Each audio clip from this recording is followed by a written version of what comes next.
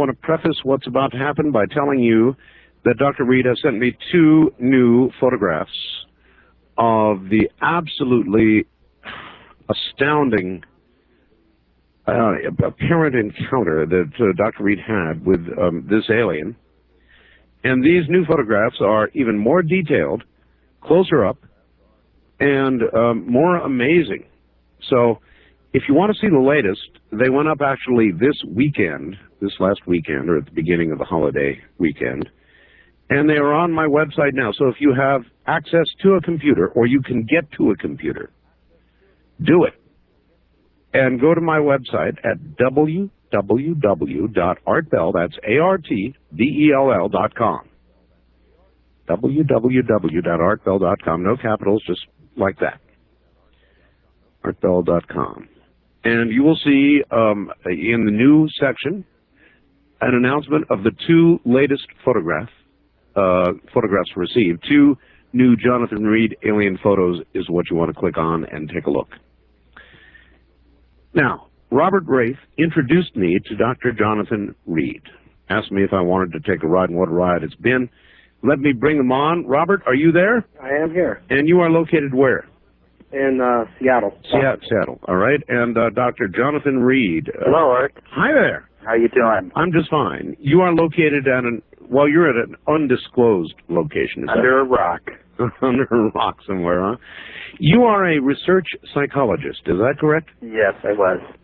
Doctor, it was brought to my attention in the last hour that you might be a research psychologist researching the public reaction to a hoax. Would you like to comment on that? Sure. If I was doing that and I could justify spending, 2 years of my life out of commission, so to speak, that would be an interesting way to go. But that's not true. Not true. Well, I had to ask. Since the person brought it up, I thought it was a legitimate question. It was a good question. Both of you, Robert Raith and Dr. Jonathan Reed, before we encapsulate the story for the audience that might not have heard it, first of all, did you both see the hoaxes, the hoax show tonight on Fox? Well, I saw it. Yes, I saw it, Art. Oh, you both saw it? Yes. Might I get your reactions? Well, my reaction is I wasn't too impressed with it. It seems like debunking is becoming a cottage industry. It just seems that people are writing books about it now, they're making money off of it, and that's what it's all about. I didn't find that anything in there really worked for me as far as being a smoking gun at all. And the alien autopsy footage, that whole tent thing, I've never seen it. Yep. I've never heard about it. Bob Kiviat did mention it on the show. How do I know exactly and truly what relationship it had with the actual alien autopsy that we all viewed and the one that we all know about? That's correct. Doctor? Yes, I found it fascinating from the standpoint that the only thing it proved to me was it's one more huge attempt of disinformation. I mean, it proves to me that the disinformation campaign has risen to such a height that Hollywood is behind it from the standpoint of it's making money for certain sources. Mm-hmm. And it's also creating, if nothing else, a balance. On one side you have the believers and the people that bring up evidence and have stories of their own, and now you have the other side of the coin. So if nothing else, it's creating a balance. But I didn't think it caught my attention in the way I hoped it would. All right. Great. Then you heard Robert Kiviat on my show, obviously, last week, and then got to see the program as well. Yes. Right. All right. Let's do this. I almost feel like a police detective asking somebody to go over a story for the millionth time, Doctor, but if there's a way to encapsulate the story into 15 or 20 minutes, I sure would love to do that. Sure. Because obviously there are going to be some people who have not heard this story before. That's right. And the book isn't out yet. For their sake, let us tell the story. and then go to the audience and see what kind of questions they have. Great. So thank you for this opportunity again, Art. You're welcome. And Robert, thank you for bringing the good doctor to me. Oh, you're very welcome, Art.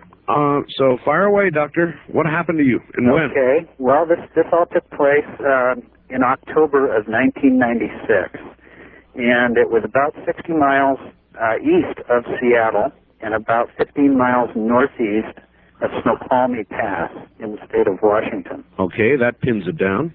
Okay, I had taken my dog and myself, my dog's name is Susie, on a day hike, which we had done often. And Washington State is a beautifully picturesque state to be with your dog and in the wilderness and in the natural settings. It's just a beautiful state. We had taken a day hike, gone out where I could let her run and where both of us could just take a day away from the city. Sure. I had parked my car and been walking for about an hour and a half to 2 hours. So you're quite a ways in. Yes, this is definitely a heavily forested area, dense foliage, thick tree canopy, definitely the woods, not a public park. Okay. And we had been walking for some time, and nothing outstanding happened other than earlier in the day we had spotted a deer. And, of course, when wildlife appears, a dog will take off and go running. And that was the case. At times, Susie would take off, like a bolt and come back 10 minutes later, all tuckered out, but, probably treeing a raccoon or a squirrel or who knows what. Dog fun. Right, exactly. Yep, of course. And Susie, being still young, she was about 7 years old, still had a lot of vim and vigor and was able to, tackle the hills and the trails without any problem. So she would, like I say, take off after almost anything. We had been walking for some time, and all of a sudden she took off, and I heard her barking up ahead on the trail. And the barking changed its tone. It got very, very serious. It was almost as if the dog was being treed instead of the dog treeing something else. Oh. And I got to thinking that possibly this could be a bear, because there are bear in the area of the Cascade Mountains here. And so I got a little nervous, and the barking persisted to get louder and fiercer and more fierce by the moment. Yeah, you can tell the difference between a dog aggressively going after something, which is certainly an aggressive bark, and a dog in distress. That's Absolutely. a big difference. And this was getting more in distress by the second. At that point, I kind of took off my pack. I had a day pack, and kind of threw it down and was walking up a gradual slope up the hill, and decided that I'd better pick up maybe a heavy branch or a stick to possibly defend off, a bear. And so I grabbed the stick, I ran up the hill, and as I crested the hill, I saw my dog involved with this creature. At that point, I didn't know what it was. All I could tell was the dog had the creature by the arm, and it was nothing I had ever witnessed before. Can you, from memory, describe at that point from the top of the hill what it appeared to you to be, or what your first impression was? My first impression was that it was probably a child, because it was childlike in size. Okay. It had 2 arms, 2 legs, and a head, and I was approximately 25 feet away from it at that point. And it was moving very, very fast, very rapid motion. And I think in my mind at that moment, even though it was standing in a fixed position, it was vibrating somewhat like a can of paint in a paint shaker. No, I've seen them. It almost created a blur, except I could see the dog was clamped on to its forearm. And either the dog was trying to get away or the creature was trying to get away. Now, here's something I had not asked you before. While the creature was moving in the manner you described and the dog had hold of it, was the dog also moving in that manner, or did it not appear that way? It appeared that the head of Susie, the head of my dog, was also shaking violently. Uh-huh. But the rest of her was pretty much in one place, trying to get footing. Gotcha. At that point, you know, I don't know what took over. I looked at this. I yelled as loud as I could, "Susie, let go. You know, get away from that thing," thinking Susie was attacking it. And at that moment, I started to witness the dog's actual physical body starting to deteriorate, starting to almost implode. The skin and snout of her head peeling back against the back of her neck. God. And this was all happening in just seconds. And in between second to second, I would see this thing stop shaking with its head, the body still moving very vibrantly, and stop and look at me, staring at me, and then turn back, and again back to Susie. So, Well, at that point, I ran forward with my bat, my wooden bat, and jumped straight in front of it and clubbed it. And this all happened within about 20 to 30 seconds. And when you clubbed it, was it still vibrating at that point? Yes, it had turned back to me, looked once again, then turned away, back, turning its head back towards Susie. And so you let it have it? And I swung like I've never swung before. Like you were going for a home run? Absolutely. And you obviously crushed this. Well, as I swung, I screamed. It let out a scream, as I remember, at the same moment, and I hit the left side of the creature's head hard enough to slam it backwards and to one side about 4 feet. Mm-hmm. And at the same time this was happening, my dog was literally imploding into nothing. Almost evaporating. And that was the end of Susie, huh? Yes, it was. That's the last time you ever saw your dog. Yes. Obviously, you connected well with this alien skull. Yes. We have photographs showing what appears to be blood coming from the skull, but that of course, was taken later. It is blood. It is blood. Yes, it is. Is it blood was it red? It was dark red, very, very similar to human blood. Okay, so now we've got dog imploded, we've got alien on the ground and apparently dead. Did you conclude? I'm sure you were in a state of shock by this time, but did you conclude you had killed this creature? I at that moment didn't assume anything. My logic was fairly gone at that point. I was an emotional wreck. My dog was gone. I wasn't sure what had happened to Susie. I even remember standing up calling her as if maybe I had imagined that moment. Mm-hmm. But later on found next to where she was a light dusting of what looked like a white ash material. In other words, that was all that was left of Susie. Yes. Now to Dr. Jonathan Reed and Robert Raith.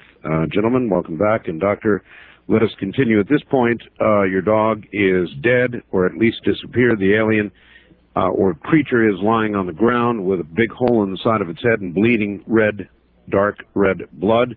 And what do you do? At that point, I took a hard look at what was laying on the ground and determined that it wasn't any child. And my mind started wandering. It started thinking, what is this thing? What have I done? Where is my dog? And things became very, very disoriented.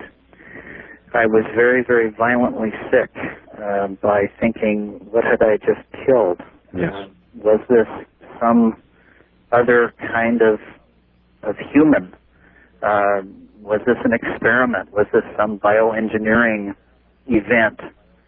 You know, a lot of different criteria went through my mind at that time, but I was violently ill. I was also throwing up and... Yeah, as a matter of fact, we played the tape of that earlier. It's on your videotape. Of course, we pulled the audio from it. You were violently ill. There was no question about that.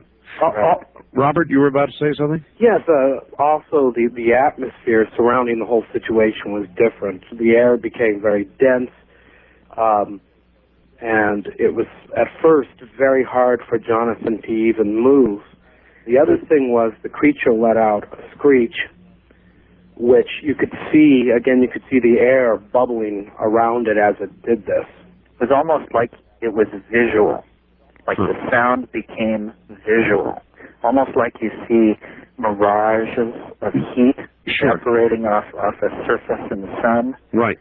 It became almost a visual sound, if that's hard to explain. No, that's fine. I think I can grasp that. Time-wise, Doctor, at this point, how much time do you think passed before you began to regain your observation sense? Well, the best that I can comprehend is about 45 minutes to an hour. You just sat there? I sat there, I moved over, I got up, tried to walk, and couldn't, and fell back down to my knees, and was so emotionally distraught that I was moaning and sobbing at what had happened, especially to my dog. And that also is very apparent in the videotape that hardly anybody has seen, by the way, of course. Well, soon they will. Add that to the scream from the alien and all that, too. Took away from some of his faculties at the time. All right, so 45 minutes passes and you're not really observing anything. You're in a state of shock. Right, and at that point I started to try to pull myself together, walking away from this scene to focus on something else, anything else. And again, very, very seriously sick and very weak. And at this point, I started to hear something else, like a sound that I had never heard before, almost a harmonic type of vibration sound. And it just barely lifted on the wind. But at first I thought, maybe it's another hiker or a camper. Right. Maybe somebody can help me. Because at that point I knew I was so sick that I barely could stand for more than maybe a minute or two without falling down and sitting back down. So I tried to get some kind of vector on where the sound was coming from, but it was almost impossible. So I picked myself up and started to walk back down the trail where I had been, where I had dropped my pack, and still could not clearly hear where it was coming from, but I was grabbing at straws at that point, and I ran farther back down the trail, and at that point I did not see anything. So I kind of stopped, again, got sick, turned around, started to walk back toward my pack, and at that point, through the brush, approximately maybe 150 to 250 feet away at that point, I saw something out of the ordinary. When you're in the woods, you see brush, you see trees, you see rocks, you see ground cover. But what I saw was nothing that belonged there. This was a black shape, almost a diamond shape, like a marquee diamond. And for those who don't know, what we are about to dub the obelisk is also on my website to be viewed. You can see what the doctor is talking about right now if you get up there. Yeah, kind of like a diamond shape. I would certainly agree. I'm sitting here looking at it right now. It was approximately 8 or 9 feet long, about 2.5 feet in height, and about 4 feet wide.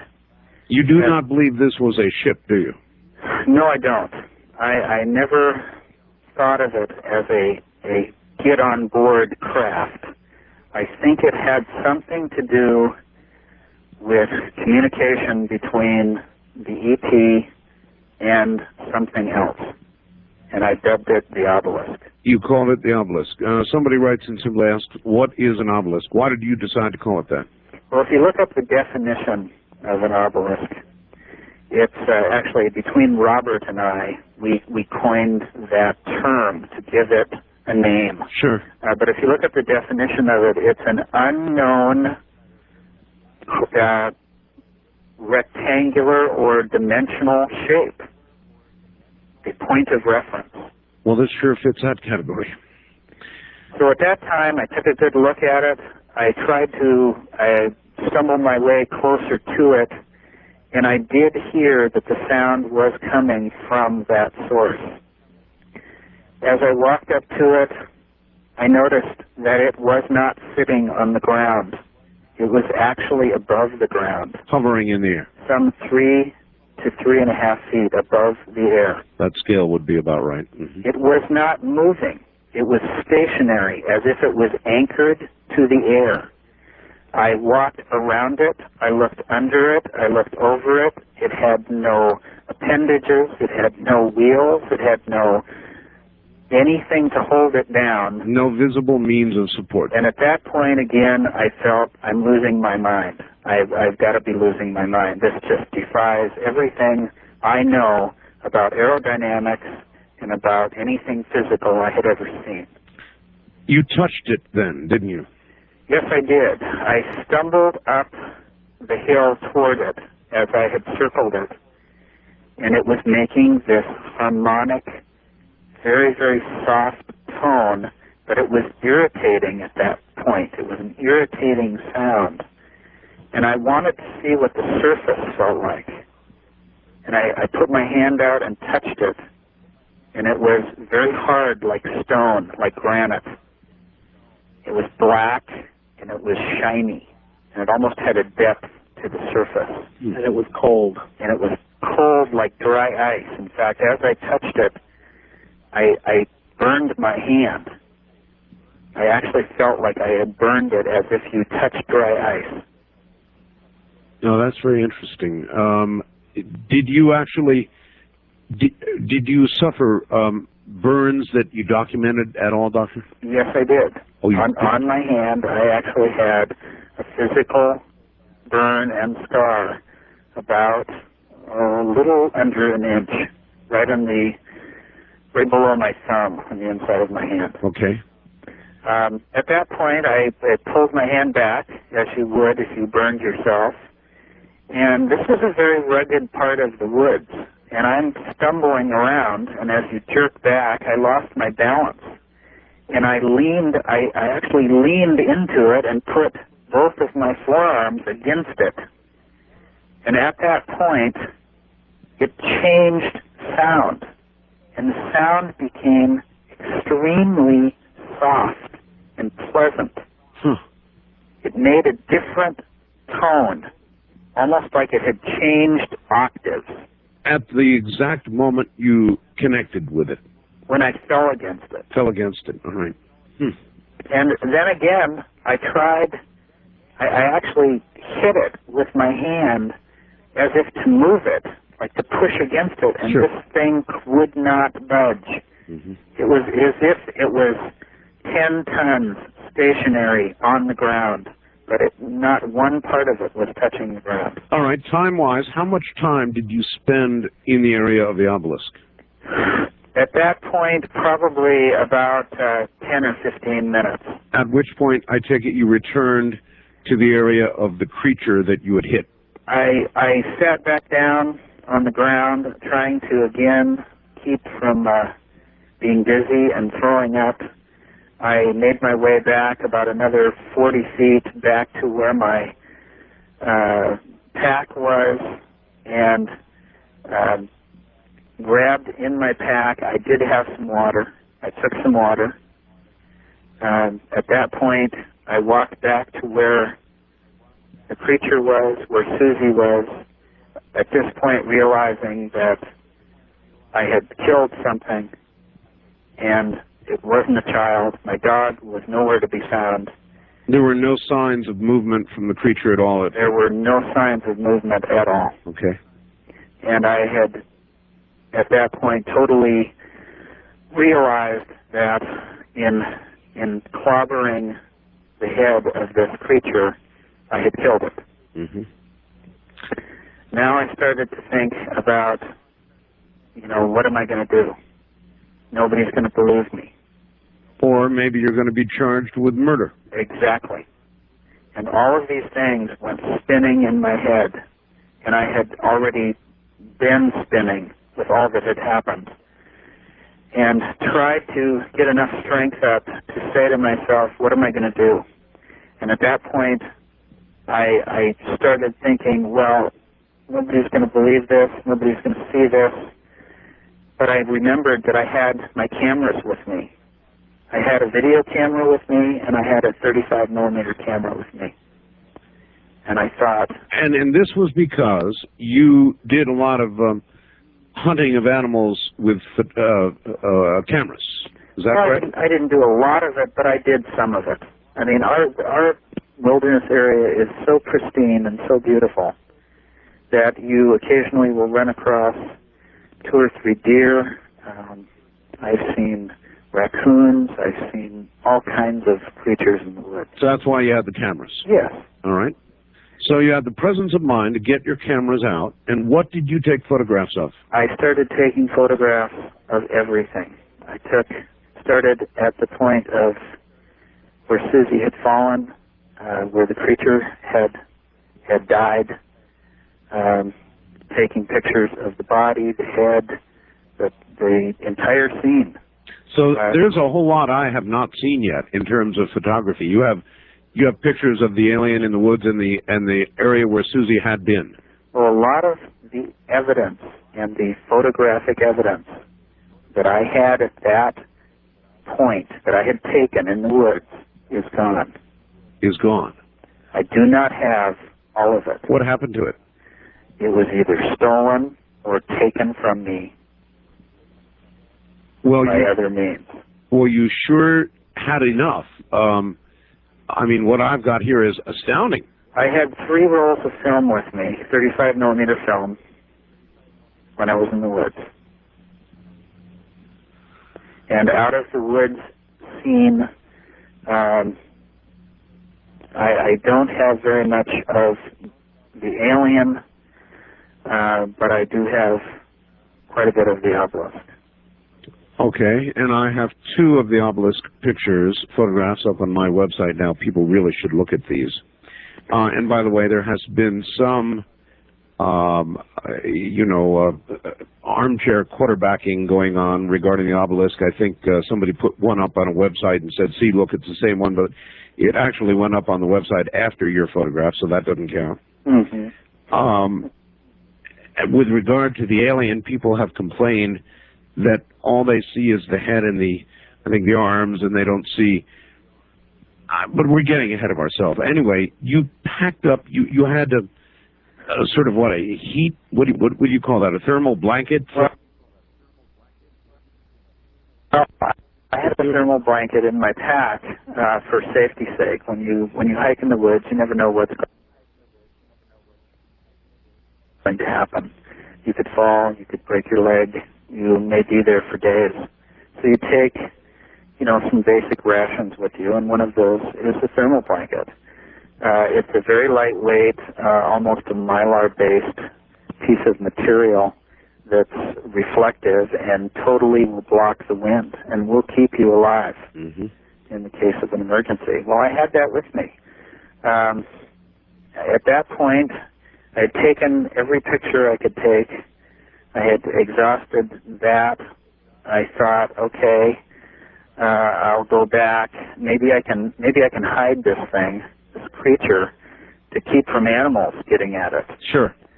And I thought, well, if I pick up enough rocks, I could, cover it with rocks, and that would help. Well, none of the rocks in the area were loose enough to do that with. Then I thought about, well, I've got the thermal blanket. Maybe I can wrap it up in the thermal blanket, put it against the hillside, and cover it with branches. So I started to do that. I laid the thermal blanket out, and even though I didn't want to, I rolled this creature into this thermal blanket. And as I rolled it up like a burrito, and it was surprisingly light. It weighed only about 50 pounds total in weight. Okay. The creature was only 53 inches tall. So very light, very thin. And I rolled it up and I moved it, and I realized this thing was so light, and I started looking for a place to put it. And as I grabbed it in one arm, I grabbed my pack with the other, and I started walking down the trail to find a place to hide this thing. You were moving back toward the direction you had originally come from. Yes, it was time to go home. Sure. And again, I was feeling sick. I was feeling dehydrated. I had exhausted my water supply, and I was approximately 1.5 hours from my car. But I figured I will find a place somewhere along the way. Sure. So that later I can bring someone back who can help me, and I can show this thing to. Makes sense, sure. Because this was something to be seen. This was something like I had never seen before. That's obvious. I was never a believer of UFOs or aliens or conspiracies. I was a disbeliever. But this changed my mind. Yeah, that would do it. And so somehow you made it all the way back to your car with this creature. That's an hour and a half walking with the creature, is that right? That's about right. Stopping along the way to regain some strength. All right. All right. We are intentionally now leaving some details that we gave you before out in the interest of time, and even doing that, we have not unwound the story in the time I wanted. So, Dr. Reed, here you are. Now you've got the alien finally back, or this creature, back to your automobile. I got him back in my car. Right. I drove home to my house. It was about an hour and 15 minutes away. That must have been some drive. Yes. Stopping a couple of times to regenerate myself from being sick, relieve myself. Right. And back in the car, home I went, pulling into my carport, to make a long story short, and looking back in the rearview mirror, seeing the what I had in the back end, which reiterated the fact that this was a reality. At that point, I got out, I went in the house, I thought about calling my girlfriend, tried to call her, she wasn't home, left a message, called my best friend, he wasn't home, left a message, decided, what am I going to do with this thing? And so I eventually went back up to the car, took it out of the back of my Jeep, took it into the garage, and put it in my freezer. In your freezer? Yes. Okay. Where would you put it? I guess if you want to preserve something that's dead, you put it in a freezer. I guess that's where I'd put it. And I don't mean that sarcastically. It's just No. It's a fair question. Really, where would you put it? It's going to deteriorate. I didn't want to bring it in the house. I didn't want to look at it. I hear that. And he thought of burying it, but at that time he couldn't bring himself to do it. You did think of burying it? Oh, yes. I wanted to get rid of this. I didn't want to have anything to do with this. Boy, I'm not sure I'd want to have it sitting in there on top of my TV dinners and pizzas, but yeah, I guess. And again, to make the long story short, about 3.5 days later, I went back out to the freezer, hearing a noise, which I thought might have been rats or the compressor going out. And I looked around, and no, the compressor was working, and everything seemed okay. But I heard what sounded like a scratching sound coming from what I thought was behind the freezer, but then I realized, no, I don't think it's behind the freezer. And I thought, okay, well, I'll just open the lid. And all of a sudden I realized that my extraterrestrial was no longer dead or never had been. At this point, it was moving and turned its head and moved its arm, and I screamed. It screamed. I slammed the lid and ran to the house. You actually have that scream on tape, don't you? Yes. Would you be willing one last time for us, please? There are a number of people who would like to hear that too. Maybe play it. Can you play that for us? Yeah, just let me get it in the machine. Okay. While he's doing that, it's important to note that Jonathan freaked out pretty bad when he saw that he was alive. It wasn't anything. He didn't just scream. I mean, he really lost it. Yeah, listen to me. I'm telling you, I would be surprised to live through that if it happened to me. I think I would have a heart attack right on the spot, and I think a lot of people would. So I do have it queued up. Okay. This is the sound of the freezer basically opening and the creature screaming and slamming the freezer down. This was done at a later time. All right.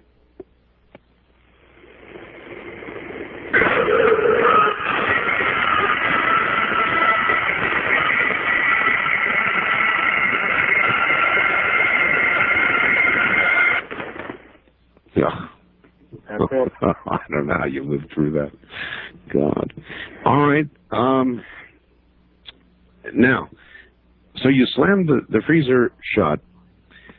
I have two new photographs tonight that you sent me. Yes. One of the side of the alien's head that is not hurt, very detailed, very close up, better lit. And I've got a second photograph, a startling photograph, of somebody examining this creature, in fact, sort of opening the eye of the creature. And you can actually, in this photograph, see the pupil of the eye of the creature. Exactly. And when was that taken, under what circumstances, and whose hands are those? Well, prior to what we took to calling the alien Freddy, Freezer Freddy. Freezer Freddy. I believe that it was dead. And for all purposes, it was not moving.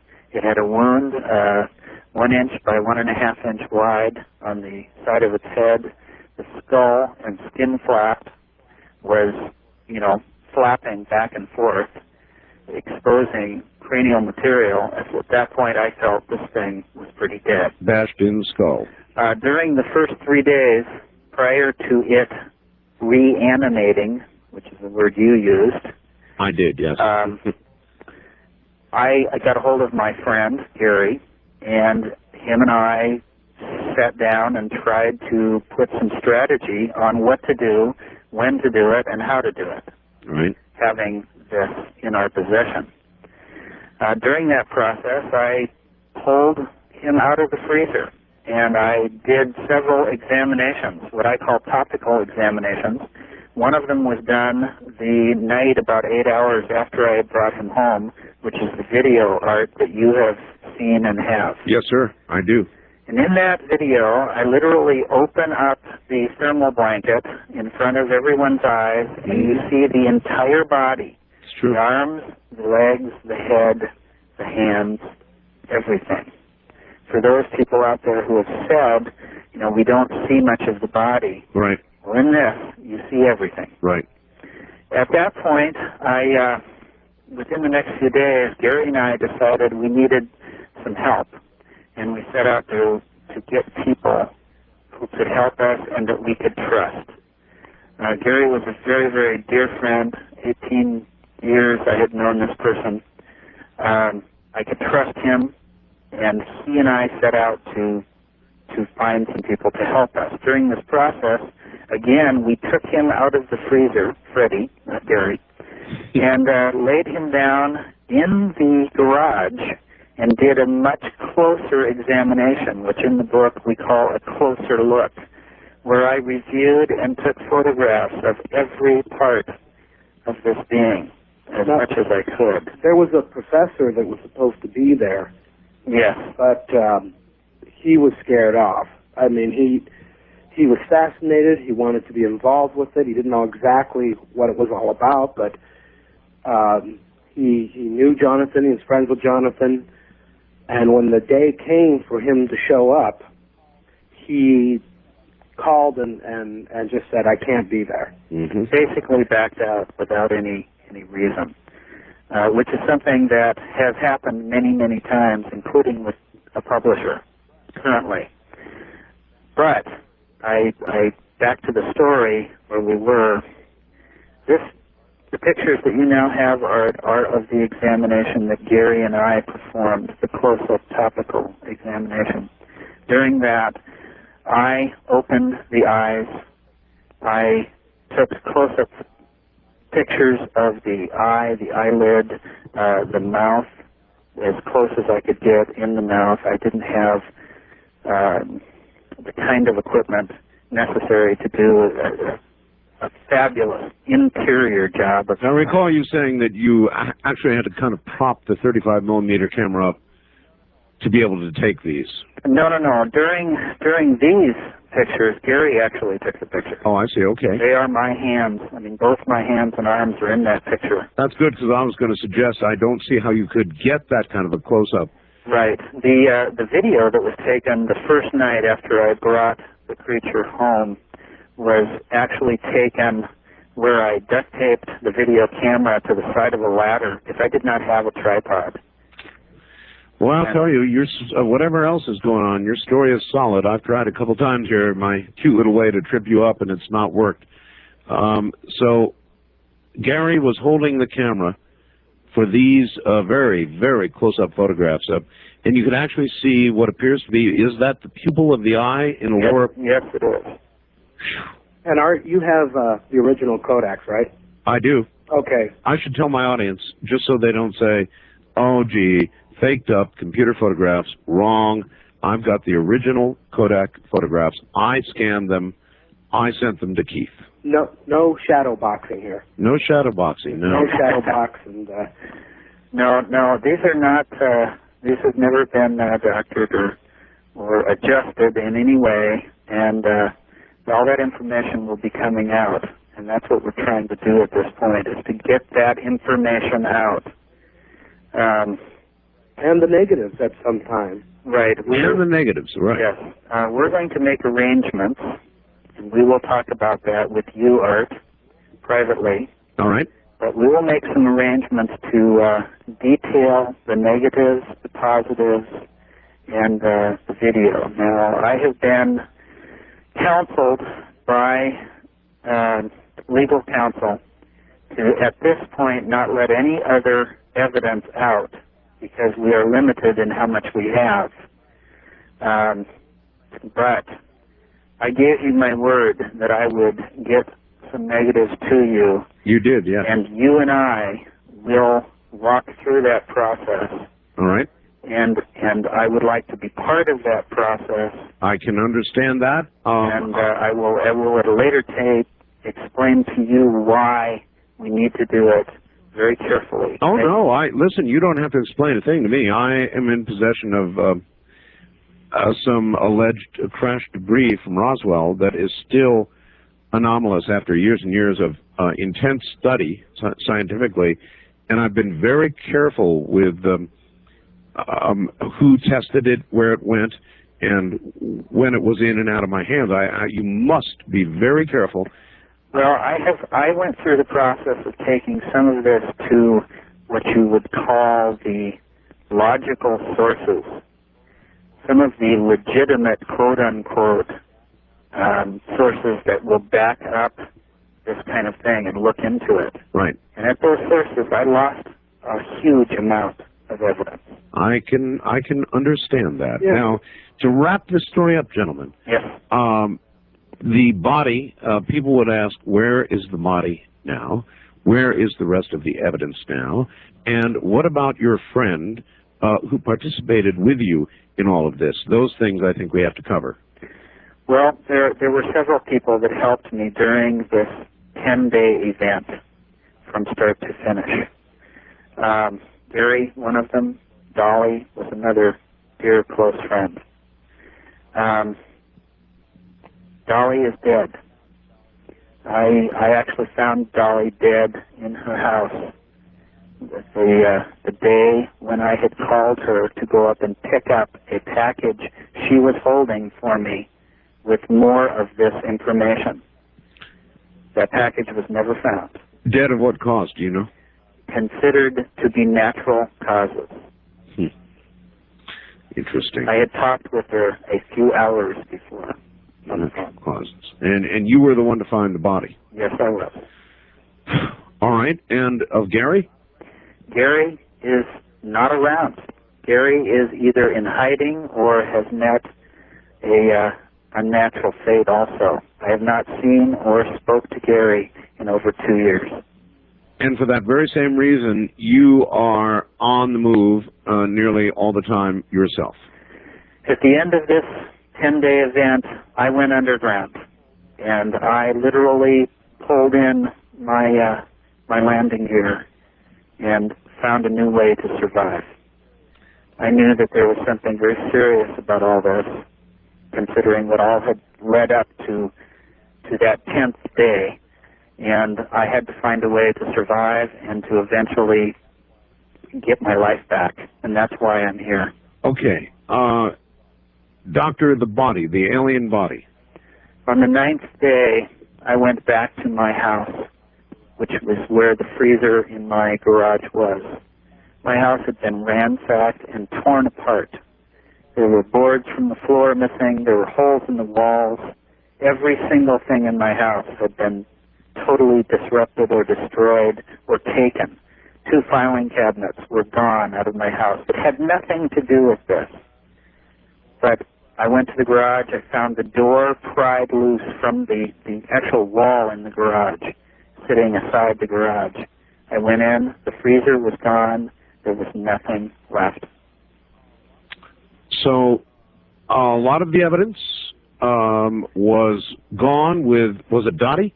75% of the evidence that I had at the, let's say at the end of the 9th day, 75% is gone. What I have left is what I was able to hide away with myself. I had salted away some during this entire event. All right. I think we're pretty well through the story now. Somebody asks my facts. I see you're going to have Jonathan Reed on again tonight. I live near the Cascade Mountains where he claims to have encountered the alien. Would you ask him tonight where in the Cascades he encountered the alien? Was it near Suquamish Pass? I'm not sure I'm getting that right. Or was... It was 15 miles northeast of Snoqualmie Pass. Gee, I almost got it right. All right. That's a pretty precise location. Did Dr. Reed take any samples of blood or body fluids and have them lab tested, get any copies of the results? Yes, Dr. Reed did. He took them to the university where he was employed and took them to a hospital laboratory and took them and gave them to someone to examine in a very serious attempt to get some information. That blood sample and that person was never found. I never saw that person again. I could not find them, and no one had any information about that sample. All right. Is there anyone else that you know that is still alive and not missing who had seen the alien body? No.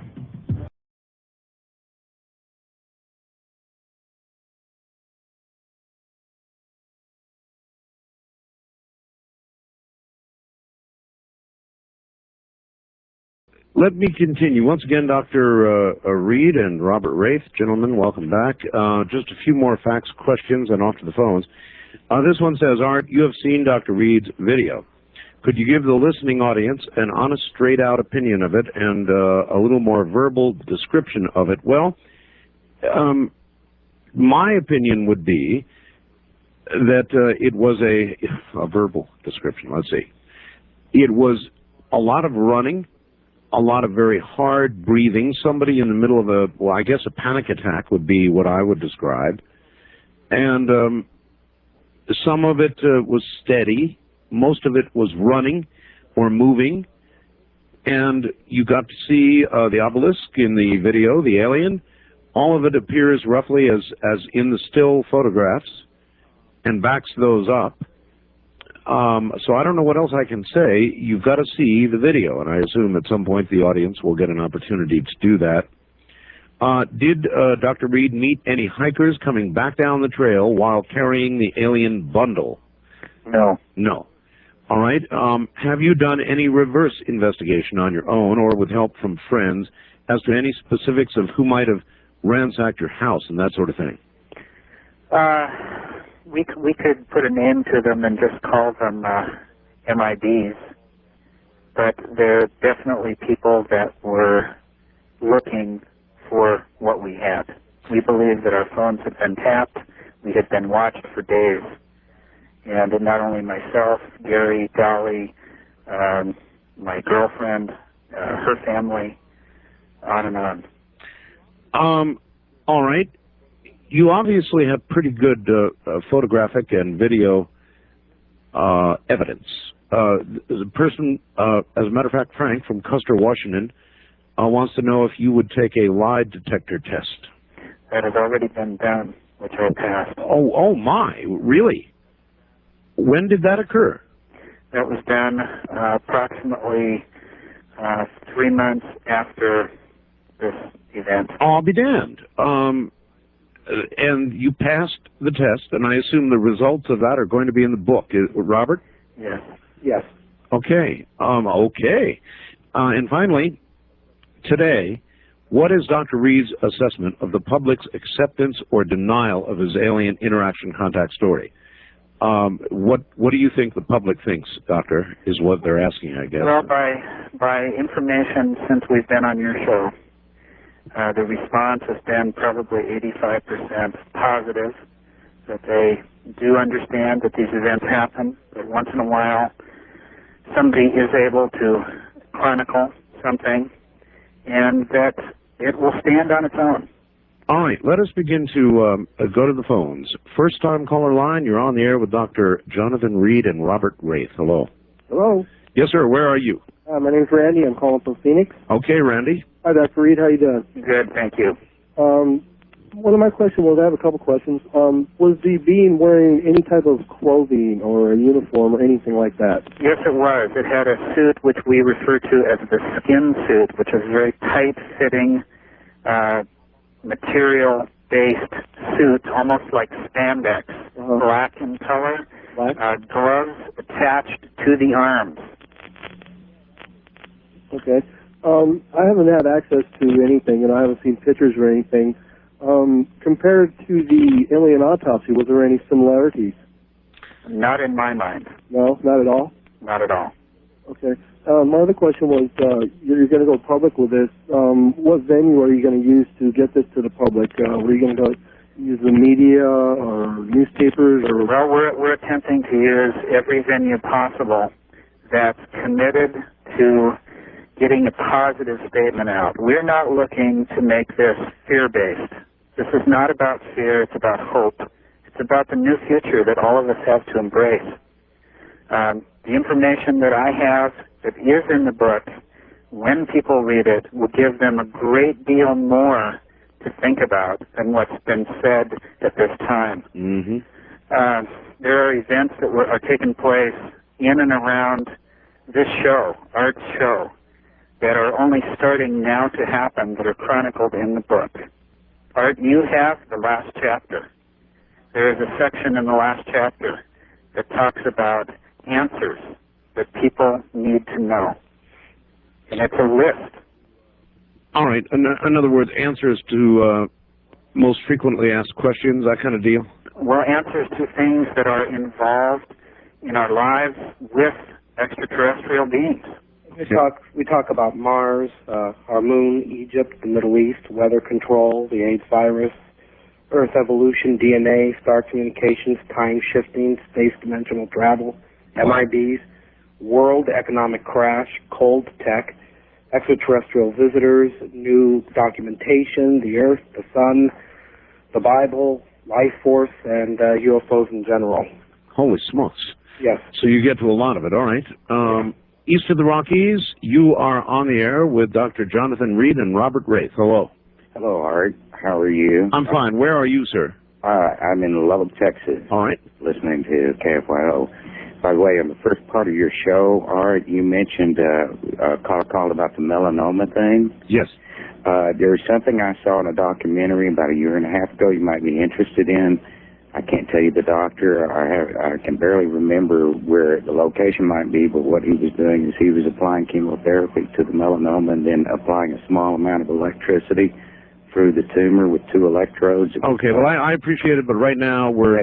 That's something you might want to check on. Thank you very much. Dr. Reed, part of your story I'm having a real hard time believing, and I'll just be blunt, but I'm not trying to be disrespectful in any way. No problem. But in the situation with the creature in the freezer, yes, you had mentioned how you were so distressed about maybe having killed a conscious entity, and then when you discovered that it was actually alive, I never ever heard you say on your own volition that you were emotionally relieved about the fact you hadn't killed the creature. And Art, in one of his interviews, kind of hit on that subject, and you gave some sort of an explanation which I really couldn't quite accept. Part of the reason being, when you slammed the door down, the creature quit screaming, and I don't think that would be logical. It sounded almost to me like it was produced. well, it's exactly how it happened. As far as having remorse that I had killed it, I think I mentioned in the previous interview that I felt relieved that it was no longer in a dead state, but I was still upset because it was named. Because now I had a creature that was half dead. Yeah. And I felt guilty, very guilty about that. But you didn't experience any drive or desire to try to help the creature? Oh, yes, I did. In fact, in the last interview, we went into great detail about the way I tried to communicate with him at a later time. Yeah, you've really got to... See, tonight we just covered the basic outline of all this, and you've got to go back to the other interviews we've done. Right. For the details, but indeed there was a lot of that. Thank you very much for the call. And let's go to west of the Rockies. You're on the air with Dr. Jonathan Reed and Robert Raith and Art Bell. Good morning, Art, Robert, and Jonathan. This is Bob in San Diego. Hi, Bob. How are you doing? Dr. Reed, in the MJ12 papers, I recall that there was something about people who had examined and touched the aliens had horrible things such as seizures, bleeding, death, and so on. Obviously, you didn't have death and all. Did you have any adverse physical reactions to touching the creature? From the time that I encountered the creature until about 5 or 6 days later, I was extremely sick. Nausea, headaches, dizziness, weakness, actually dehydrated a great deal.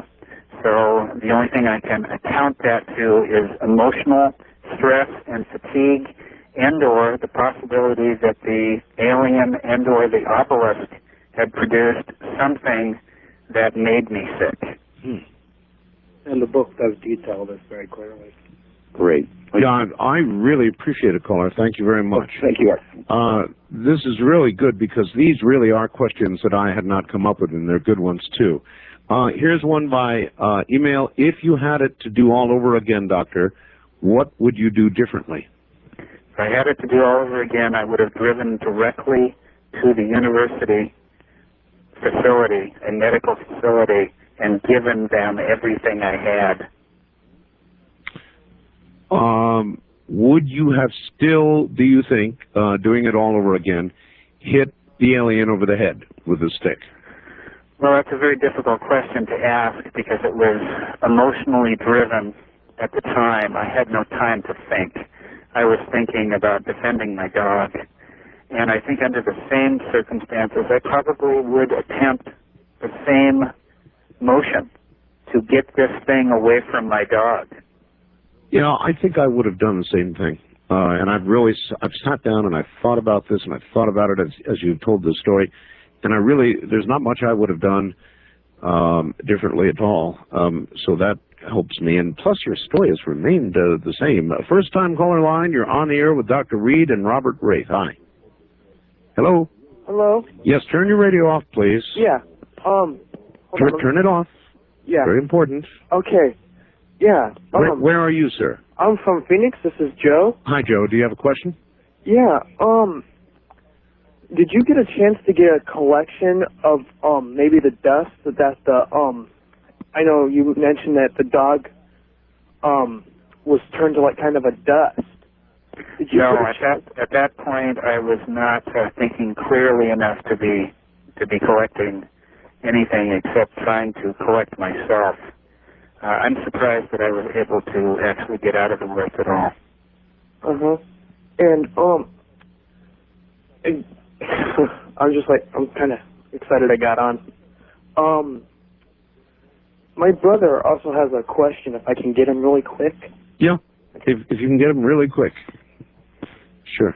Art, and one thing we were talking about also earlier was that all this information is not only in the book, but there is so much more that we've chronicled.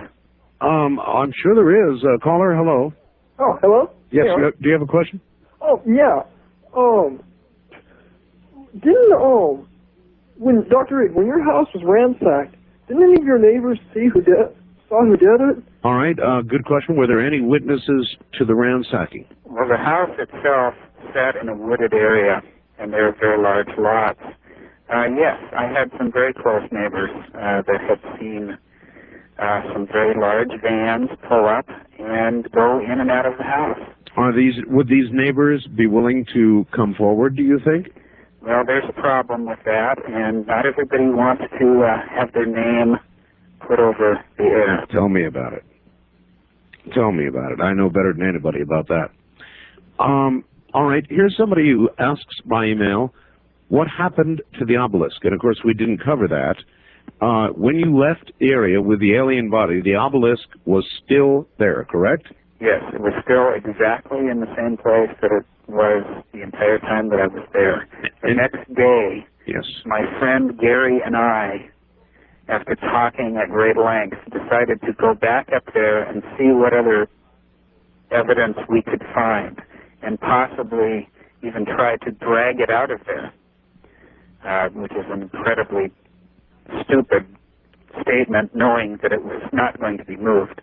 But we were grabbing at straws at that point. So we went back, drove all the way back up there, hiked in, and there was not one thing out of place in the entire area. There was not a stone, not a stick, not a fern. Even ferns that I had brushed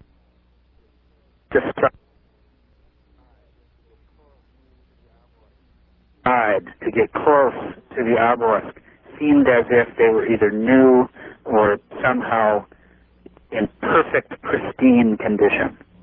All right, here's another detail. Art, thank you for very interesting shows. Please ask Dr. Reed whatever happened to his friend Gary. I'm reading the transcript of the first appearance on Coast to Coast, and I'm surprised the doctor hasn't mentioned the disappearance of his 18-year-long friend. Does Gary have any relatives who are looking for him? Was a police report filed? Is Dr. Reed actively looking for his friend? Can we, your listening audience, help find Gary? Yes, your listening audience can help find Gary, if Gary wants to be found. That's a good question. I have not heard from him nor seen of him at all. His family did not live in the area. I had spoke with his parents after this event. He has never shown up there in any way, shape, or form, nor contacted them.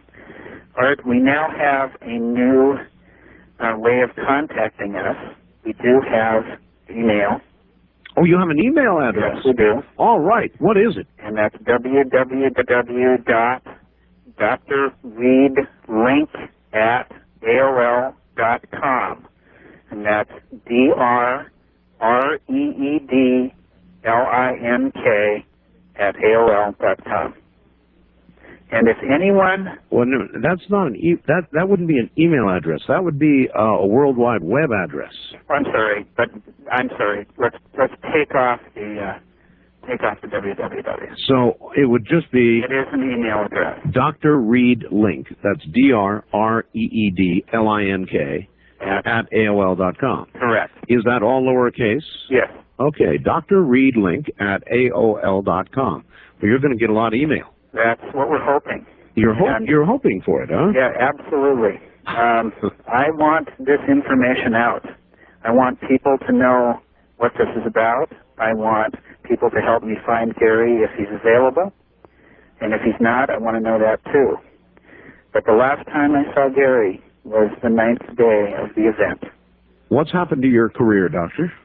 My career is in the toilet. I am no longer able to work as I was in developmental psychology. I have no credibility as in licensing. My entire life as in credentials have been erased. Oh, brother. So I have literally started over from the ground up. I want my life back. Well, I can understand that. And, Robert, I guess that's where you come in, huh? Yes, Trying to document all of this and get the word out. absolutely. When I met with Jonathan, it was quite an experience, let me tell you. Did you believe this when you first heard it? When he first started, I thought, oh, I have a nutcase on my hands. But I gave him the chance, much like you give people the chance on your show. Mm-hmm. I said, okay, I'm going to hear this out. As the night progressed, and it was a long night, let me tell you, I bet it was. I became convinced. And he showed me the photographs, and he showed me some other documentation. Gentlemen, you're both back on the air. Robert Raith and Dr. Jonathan Reed. This is the first time that the public has really had an opportunity to ask you questions.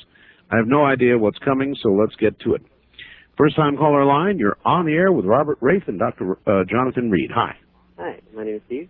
Steve, you're going to have to yell at us. Okay. Where are you? I am from Oregon, the great state just below Washington. Okay. First off, I'd like to say I have great respect for Dr. Reed and what he's doing. Thank you. Whether these things are actually what happened or not, just the fact that you're going out and you're telling the story of what you know to be true is absolutely great, and I applaud you for that. Thank you very much. My question, or I should say questions, are concerning, one, the pictures that I am looking at on ART's website right now. The first one that I can see is the alien, and he has a green colorization, and his eye is actually somewhat open. Would you care to comment under the circumstances that you were in? Okay, those were taken early on, prior to the last two photographs that Art put up. They were taken with a different type of film, an Ektachrome-based film, which is a slide film that has a tendency to have a greenish or bluish tint to it. The latter film was taken with a negative film, which is more of a red tone-based film. As far as his eyes being open, they were always open a little bit. There was always a slit in his eyes. But the newer photographs that Art put up during the examination, where I actually pulled the eyelid open, where you can see the pupil is exposed. Mm-hmm. All right. And my second question is about the actual expression that I see on the alien's face has seemed to change somewhat. It appears on the second one that was posted that the lips seem to be a bit flatter as opposed to the earlier one. Okay, well, I could almost jump in on that one. There was an examination done, which is shown in detail on the tape, and obviously one part of that examination was the opening of the mouth, and that might well account for that, Doctor. Right. Well, our skin is pliable, even though the face and skin texture of Freddie was somewhat tough, like almost like a pig skin or a hide to it. As you moved it, it would not necessarily go back in place exactly like it was prior, just like our skin. Exactly. So that would account for the slight change. And in fact, I would be surprised if there was not a change after an examination where you literally pried the mouth open. Right. All right. Very good. East of the Rockies, you're on the air with Robert Raith and Dr. Jonathan Reed. Hello. Yes, hello. Where are you? I'm in Louisville, Kentucky. Okay, you two will have to yell at us. Okay, is that better? That's better. All right. My first question is, I'm just wondering what the book is going to be called when it comes out. Well, the official name at this time of the book is Link, an Extraterrestrial Odyssey. Okay. And my second question is, since the last show that you did, has anybody been trying to, say, stalk you or trying to find out more information about this? Well, from one source or another, we have gotten some people that are non-believers, but that's to be expected. In fact, if I didn't get that, I would be surprised. But as far as people directly running me off the road like they had been in previous months, no. Now, Robert experienced something. Yes, I've been followed, and I've had some problems, but I'm still alive. I'm not dead or missing. But then again, I've been on Art Bell, so that may account for the fact that I'm still here. Now, we have also salted a lot of this information around the world at this point, so that if anything does happen to me personally, or Robert, or anybody else connected with this will come out. In fact, the best source for that is Mr. Art Bell. Okay, thank you. That's all I want to know. All right, there you are. About the book, and people are wondering when it's going to come out. You know, Sure. I have talked to some publishers, but they seem fascinated and interested, and suddenly they back off and no. Apparently, we're not going to go into names and who, when, and where exactly, but some have even, a couple have even been threatened. So they just backed off. Oh, you mean the publishers have been threatened? Yes. Oh my, oh my. This is a very controversial book. This has information that some people don't want out. Well, that's obvious if you look at the actions that have been taken to keep it from getting out with respect to the earlier portion, larger portion of the evidence. What happened to that and the people who had it, to your friend, to your house, the whole thing. All right. First time caller line, you're on the air with Dr. Jonathan Reed and Robert Raith. Hi. Hi, this is John from Cleveland, Ohio. Hi, John. And my basic question was, you know, this is all great. I've listened to all of your interviews with him and stuff, but basically what I'm having a problem with is if he's underground, how come they can't trace his phone calls? Because he's on with you for, you know, hours and stuff. You know, is there something I'm missing here? All right, would you like to answer that? Well, ask it again, caller, please. Basically, you know, how can he spend hours on the phone talking to you and not be tracked? Okay, my first answer would be, look, if the government wanted to track him, I presume they could do that. If it's a matter of my keeping faith, I don't, I keep my word. And yeah, I understand that. So otherwise, could they tap the line and find out where he is this very moment? I would presume so. Except for the fact that where I am at this very moment, I won't be 3 hours from now. Caller? Yeah, but if they were, oh well, you know, sort of if they were after him, you know, as bad as he's saying, you know, other people disappearing. Well, here's the other aspect. You would think they'd be after him. Yeah, once this whole thing is public the way it is, I mean, pictures on the website now for how long? For a couple of months at least. Mm-hmm. There is safety in being public. And that's exactly what we want to do. This is the point I brought up earlier. Yeah, because I've been on Art Bell. But the fact is, if the government wanted me right now, they could get me. They've obviously followed me. I've made that statement. Right now, it's just fear-based tactics. And you know what? I'm not going to back down. I'm not going to back down. What would you do, caller? I have no idea, but I'm just thinking, you know, if they wanted him, if they took it, you know, if they took him out, you know, in 6 months, this is all going to be forgotten. Whether you know, there's going to be nothing to prove one way or another. Well, that's why thank you. That's why we've got a lot of stuff on the website right now. There's already a manuscript. I assume it's in hands other than mine. It is, right? Correct. Thank goodness. And there's one other point I'd like to make. Sure. This is a perfect time. This isn't about just me anymore. This is about everyone who's listening to my voice. It's about Art Bell. It's about people who respect Art Bell's show and the availability for people to come on, tell their story without the fear of being, threatened. This is a wonderful forum. We need more forums like this. But there's one thing that nobody knows, and I'm going to tell you now. There was a piece of hard evidence that I had in my possession that has been examined and safely stored and is now out of this country. Oh, my. That piece of evidence will be made available in the near future. Would you care to say what it consists of? Robert? Should we? I think we could mention it, yes. Go ahead. We believe it's a controller device, something that links the alien to the obelisk. It's a small device with 3 symbols engraved on it, Yes. and it has 3 needles that we believe directly punctures into the arm of the wearer. And we believe it may be some kind of contact device with the obelisk. Holy smokes. Doctor, when and where did you recover this? This is new information, so it requires a couple of questions.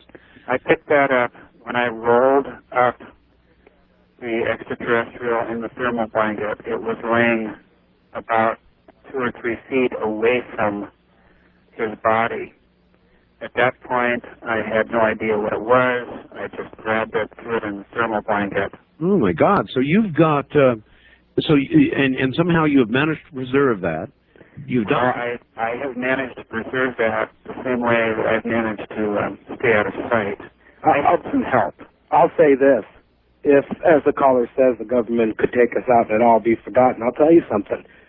If we are taken out, it will not be forgotten.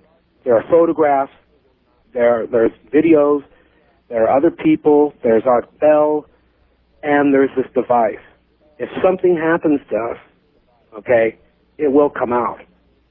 And sooner or later, the world's going to know. We're getting into some pretty serious territory here. You took a lie detector test. You passed it. You provided extensive photographic documentation, which, by the way, nobody has torn apart yet, and a lot of people have tried, except for some silly people that I dismiss, the usual pixel counters. And now you're telling me you've got physical evidence documented and safely stashed away in another country. This is getting more serious by the moment. East of the Rockies, you're on the air with Dr. Jonathan Reed and Robert Raith. Hi, thank you for taking my call. Good evening, gentlemen. How are you? Fine, how are you? Fine. Well, you answered my question. I was going to say about the government, what was the point? It's already out. I suppose they don't want any more to get out, but I think it's really kind of too late. And my second comment was I definitely believe the doctor because those are the little wrinkly guys that have been visiting me since I was 10 years old. They come to my room, and I saw them as recently as about 8 months ago, actually more like almost a year now. And I bet you a buck that there's a lot of people out there who have seen them, in sort of that half sleep, not to the extent that the doctor has at all that I know of, but I bet you there's a lot of people out there and they're just not talking. I know that you're right. I know that there are a lot of people that have seen these. Yeah. And tremendous amounts of people that either are afraid to come forward because they will be called crazy, right, or they've been threatened. Well, I mean, mostly you're going to be called crazy. But I didn't even, before I wasn't on the web for a long time, and I just recently got back on. I knew the minute you started talking about it, I knew exactly what it was going to look like. And that's the kind of alien that I saw. All right. We need people like you to come forward, whether it's on radio shows like this or, get behind this thing. Oh, I'm behind it. Call some publishers and tell them to get on the ball to help us get this thing out. Well, I sketched that one night. I had 3 encounters with 3 different things, and I sketched them. I called Art one night, and I said I was going to fax them, but I don't have a fax machine. And I sat here for months and months thinking, what fax person am I going to bring these pictures to? Yeah, that's true. All right, thank you very much. This is getting more and more serious by the moment. And I guess the most serious job for you now is trying to get this published, correct? Exactly. And again, Art, the 10th chapter, the last chapter of our book, details exactly what I have been doing and where I have been and how I have kept out of harm's way with this information You know, the last 2 years. if you look at the psychology and the way things are working, people have been pumped, with fear for a long time. Don't say anything. Don't think this. Don't say anything. That will happen to you. This will happen to you. When you have debunkers talking, like happened tonight on television, they used, and if this was in a court of law, we look at our law fearfully as power. People use these things as tools to terrify and manipulate individuals and keep them away from coming out with their story. And that's how it works. There are all kinds of people out there. Some of the debunkers, I'm sure, are more than likely working for other sources whose very design is to stop people like Jonathan and myself from coming out with any information. Well, there are a couple things going around that are said to prove that this is all false. One is that apparently on a website, I think that Norio Hayakawa maintains, there was an obelisk put there, but that was put there again after your photographs were posted on my site, and I think that Norio has made a statement about that. And then there are other people who say, no, I've seen that obelisk somewhere else. Well, to me, that's like saying, oh my God, look, another flying saucer photograph. That proves that flying saucers are fake. If in fact there is another obelisk picture somewhere, that goes more toward verifying things than it does toward tearing them apart. Right. There's one other fact, too, that I just want to say.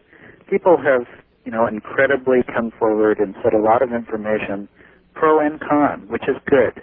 This is about information. This is about education. I want people to know what happened. They can choose for themselves whether to believe it or not after they see it.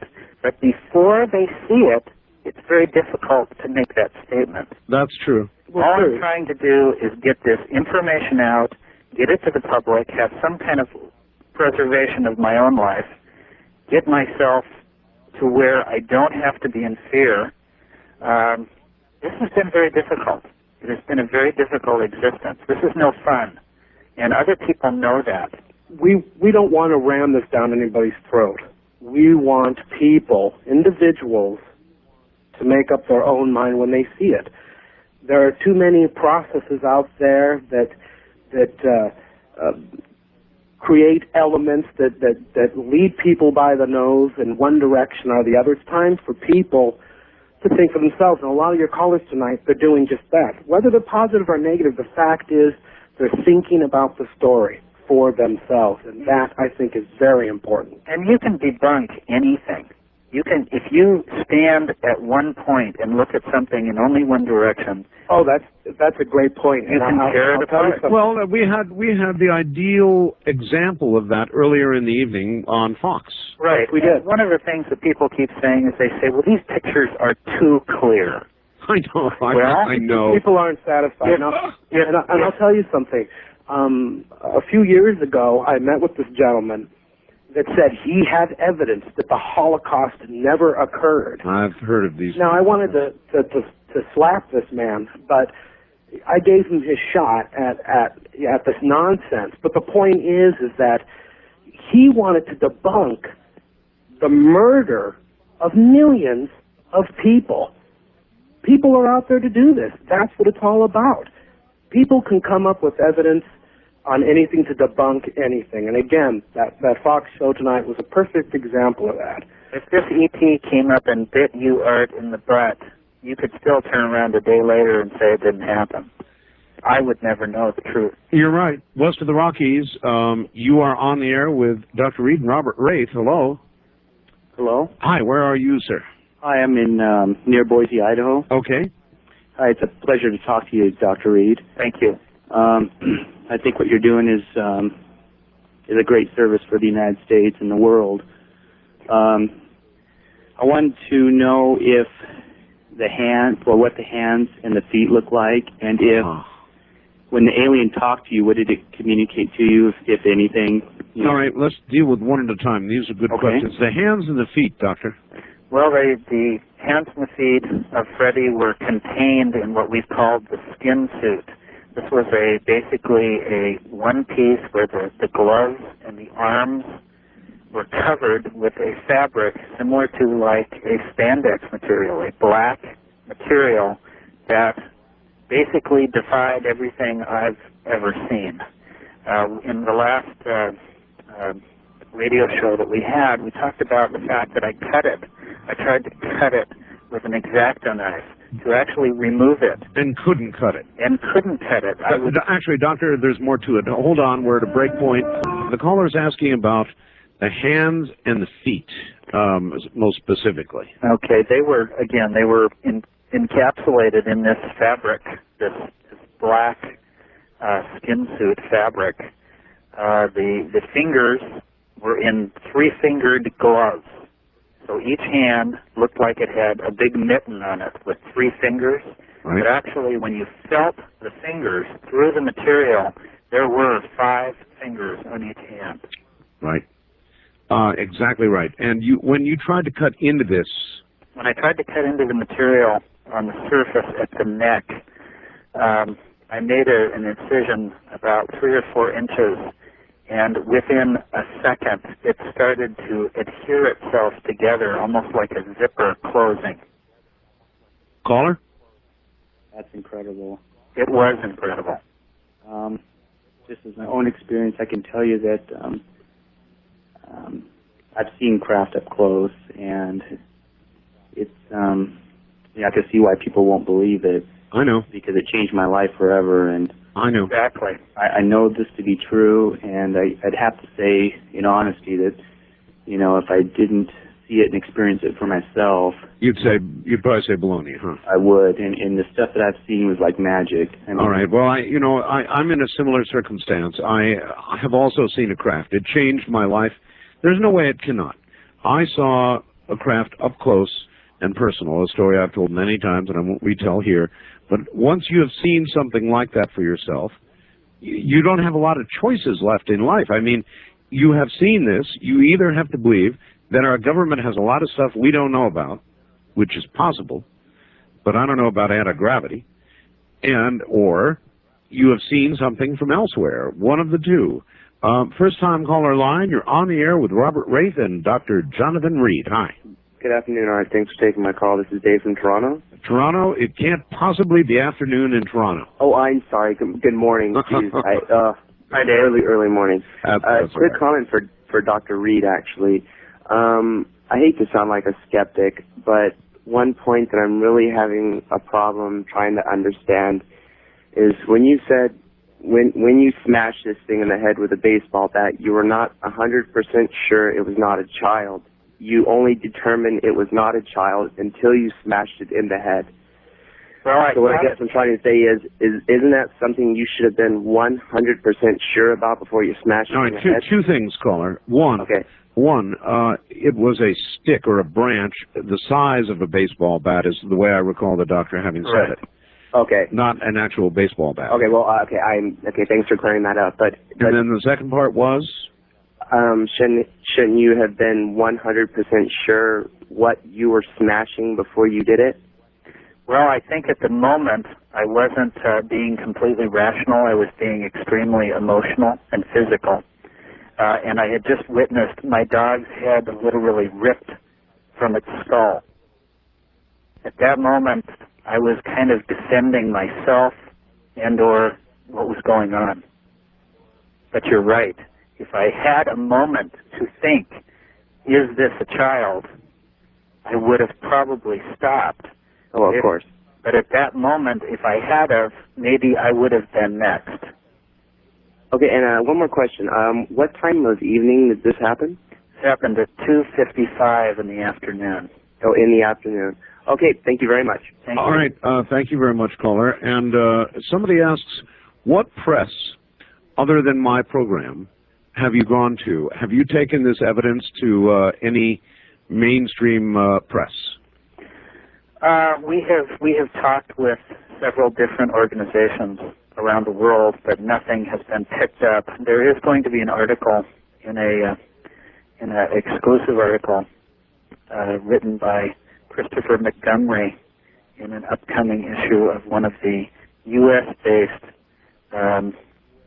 extraterrestrial magazines. Oh, no kidding. And that's due to come out next month. This is a beginning. That's why I was saying we are asking for everyone's help. I am looking for printers, publishers, agents, anyone who would like to see this information out. Give me a call. Here's another one that people have said that I'll hit you with. I interviewed Travis Walton. They made a movie about what happened to Travis Walton, a very famous abduction case. The movie was called Fire in the Sky. Mm-hmm. And I interviewed Travis and his boss, and they all took lie detector tests with regard to the abduction case of Travis Walton. The reason I mention this is because the alien depicted in Fire in the Sky bears a remarkable resemblance to the alien in the photos on my website that you, Doctor, took. Now, people try to cite this as, well, somehow he got hold of the prop or something like that. I don't look at it that way. I tend to look at it as, well, maybe that's how they describe the alien. Well, you know. And if there are real aliens, and this was one, then why should we be surprised that it looks like another description? I recently saw the film. Oh, you did? Yeah, Fire in the Sky. Right. And in fact, we saw it together. Right. I was very curious because we had been hearing this. We heard it a couple of times in your show and said, okay, we need to see this. Right. What's this all about? Well, there are some similarities, but the eyes are totally different, and the head is completely different, but in the movie, they're gray. In this situation, more than likely, this thing is a gray. So there's going to be similarities, yes. All right. But it's definitely, to me, no, it's not the same. It definitely was different, but there is similarities. Oh, yeah. Because they both had large, oval, almond-shaped eyes.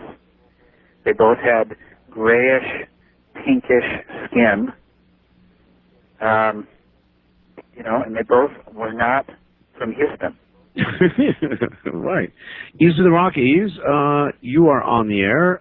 Hello, my name is Peter. I'm calling from Sarasota, Florida. Okay, Peter, you're going to have to yell at us. You're not too loud. Okay. Dr. Jonathan Reed and Robert Raith are here. What's on your mind? Yes. Hi, Dr. Reed. Hi. It's an honor to talk to you. Thank you. It seems like the government is forcing us to want to have closure.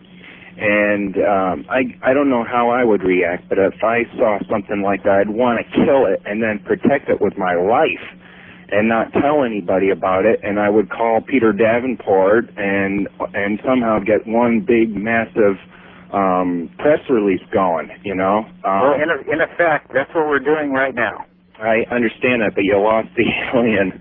It's kind of like, that's awful, you know. But the thing is...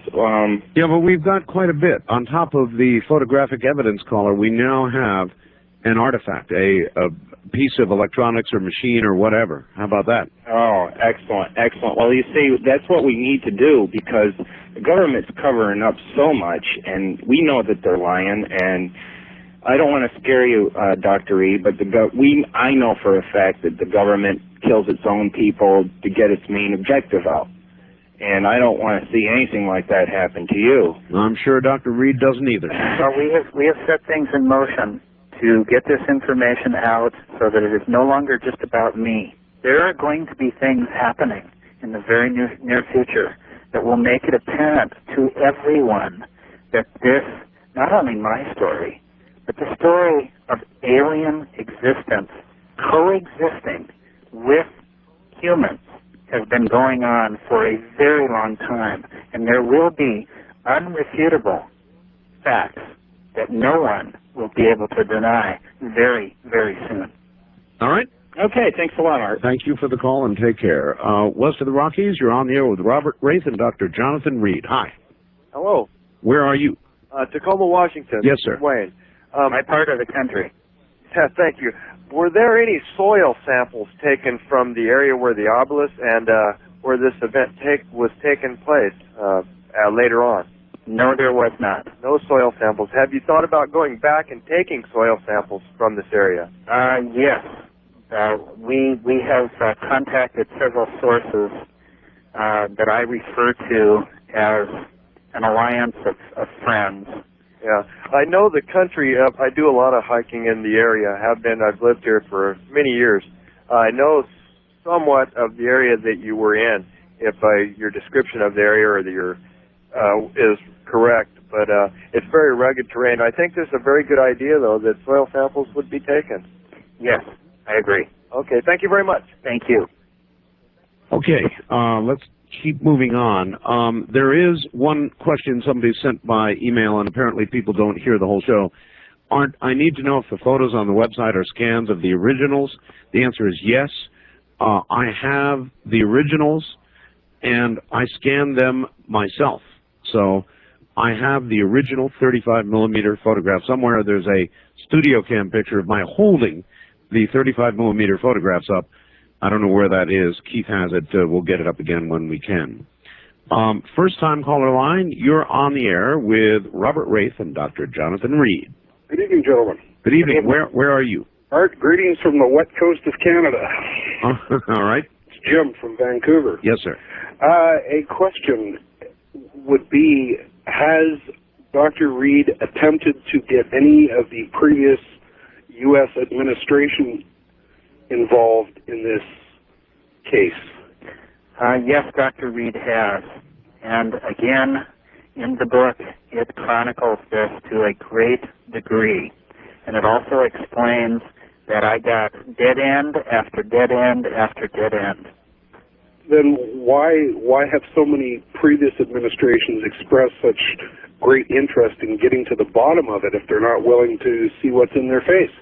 That's a good question. Well, being a Canadian, I have really no opinion. I just thought it would be a good question to raise. It is a great question, and my answer to it is all of us need to know this. All of us need to see what is going on, not just people in the United States of America, but the people of the world. This is happening everywhere. This is not just happening in one country.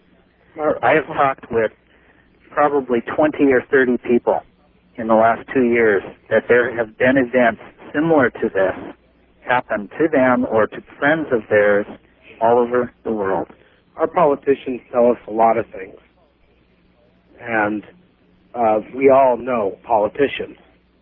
They can tell you that they want to get to the bottom of something, that they're really interested in it, this and that, and whatnot, but most of the time... You're not saying they'd lie. No, but I will tell you one thing. Got a nice little smoke screen. I will tell you one thing. Do you have two-faced politicians down there, too? Yeah, we share them. 3 and 4 face. Yeah. One thing for sure, I did not have sexual relations with this alien. You didn't? No. That's on your side right away, Doctor. Okay. All right. East of the Rockies, you're on here with Dr. Jonathan Reed and Robert Raith. Hi. Hi, Art. How you doing? Okay, where are you? I'm in Silver Spring, Maryland. All right. My name is Felix. I wanted to just sort of commend Dr. Reed for his bravery, and I wish him best of luck as far as getting his life back. One comment I wanted to make was that I've heard the term government thrown out a lot, tonight, and I think people need to take a really hard look at what the word government really means. And there is a book, you've had a guest on the show before, David Icke, Sure. ICKE. He's Sure. got a book out, Right. Truth Shall Set You Free. That's right. And it's really a book I think every thinking person ought to read and just think about it for themselves. I agree. Because it's a very detailed book and it pieces a lot of things together. And I don't want to tell anyone what to believe, but I say read the book. All right. Exactly. Think about it. I couldn't agree more. Thank you very much, and take care. All right. I want to give out your email address again because somebody sent me a message and said, no, it's too long. It's not a valid AOL address. It is too. I tried it. It's drreed, R-E-E-D, link, L-I-N-K, at AOL.com. That's Dr. Reed link at AOL.com. Correct. And it does work. One thing I wanted to say is in regard to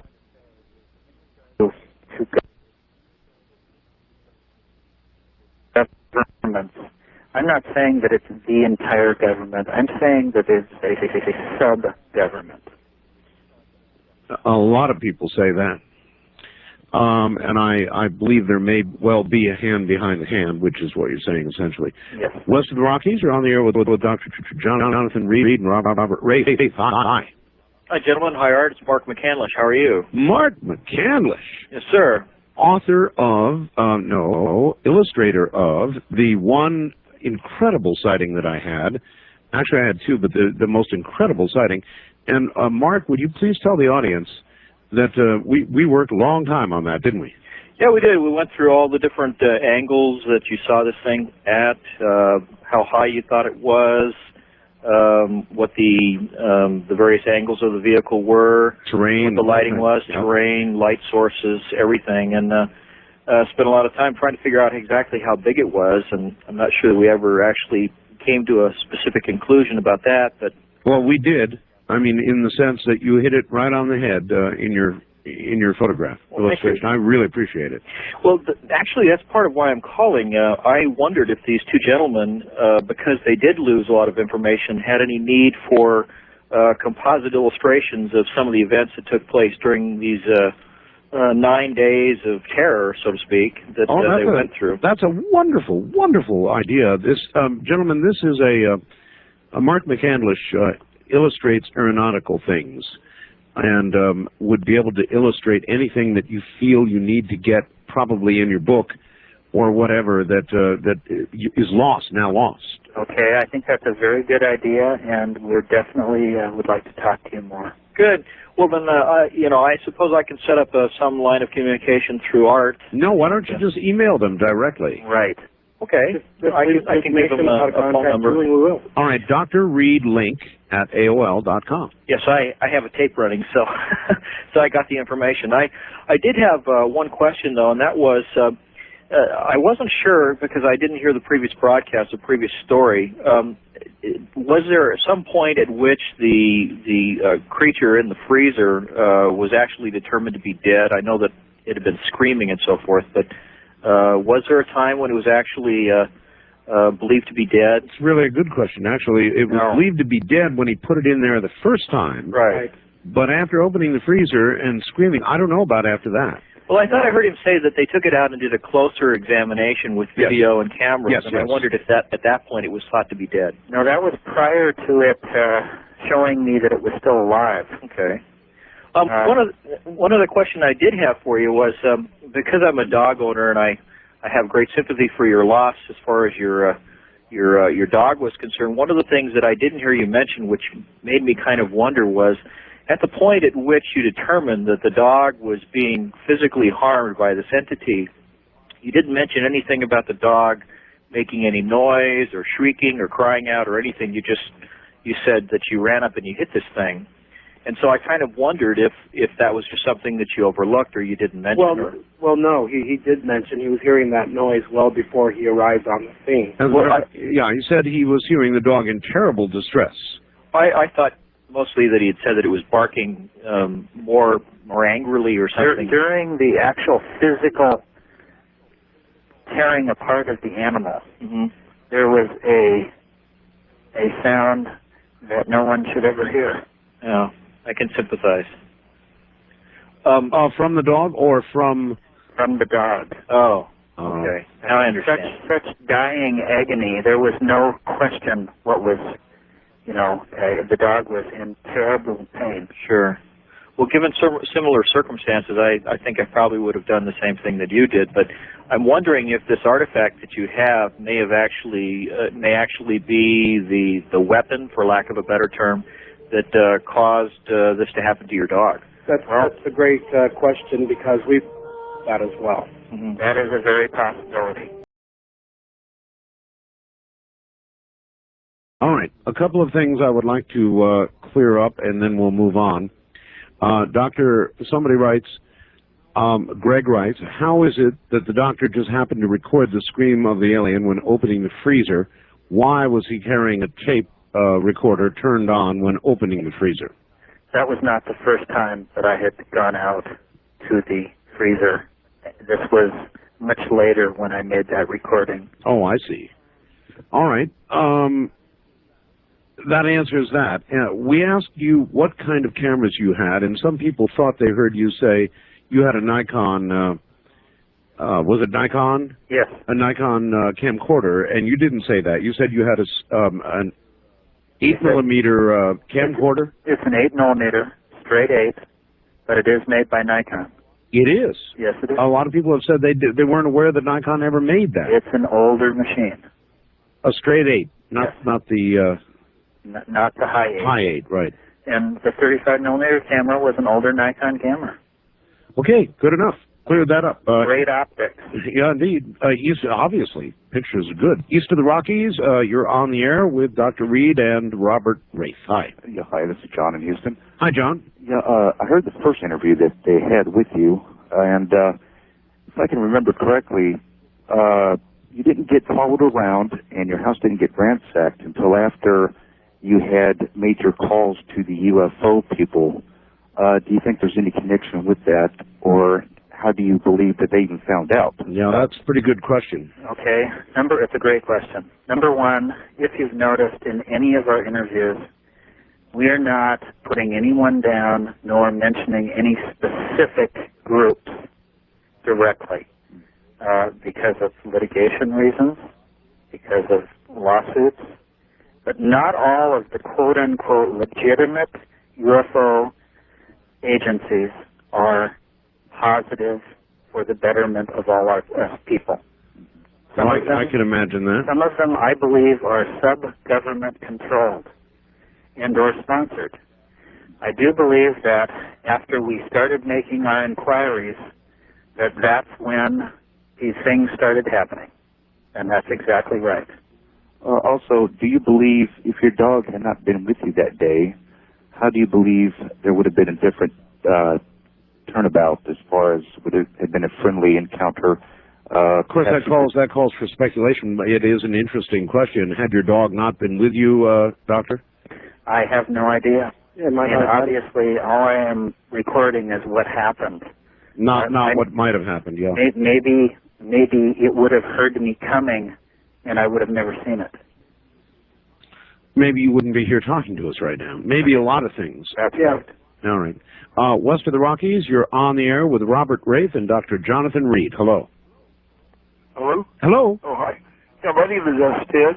I'm from Fresno, California. Yes, sir. First-time caller and first-time on national radio, so I'm kind of excited about that. All right. I really enjoy your program, Mr. Bell. Thank you. I would like to basically respond to the lady. I would love to correspond with her about the lady who saw when they came in her room, your bedroom, I guess, at night. They were visiting her, she said.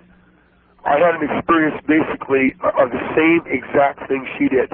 They were like a grayish white. I was in bed one night and I woke up. I looked up and I saw what I could swear was a man, but I could swear it was me. I said, believe it or not. And there was 5 of these things. They had large eyes. They were grayish white, and as I lifted up, sat up in bed, one of them pointed towards me. Have you seen the photographs on the website, sir? No, I don't have a computer. Oh, okay. But the minute I sat up, one of them pointed at me. There was about 5 of them, and I went. It just like it knocked me out. Well, listen, I appreciate your report, but we're trying to hold it open for questions for Dr. Reed. Sure, but I just wanted to report that that I did agree with the lady on the program that called in. I had the same experience. Okay. Dr. Reed, I think you've done a wonderful job, and I appreciate you sharing this with the people. Thank you. All right, thank you very much for the call. Art, if people want to go to your website or they, want to see the pictures or whatnot, most libraries now have computers. You can always go down to a local library. That's right. Sign up. And they can also get your After Dark. After Dark newsletter. That lags a little bit, but believe me, the photographs are going in there. I think we've already got one issue out with it. First time caller line, you're on the air with Robert Raith and Dr. Jonathan Reed. Hi, this is Scarlett from Eagle Point, Oregon. Hello there. Hi, I have a couple of questions about the alien and then one about the lie detector test. All right. To tell whether a human being is dead or alive, you check for pulse and respirations, and I wondered if once you struck the alien in the woods and you got your wits about you, if you checked for pulse and respirations, and did you check when you did the examination? That's my first question. Yes, I did. What did you get? As far as I could tell, there was no breathing recognized and no pulse that I could find. Now, again, I was feeling through this material, the skin suit. But as far as the alien breathing that I could notice, I saw no sign of life. Okay. Did you notice any sign of gender, whether it was male or female? You've been calling it Freddy.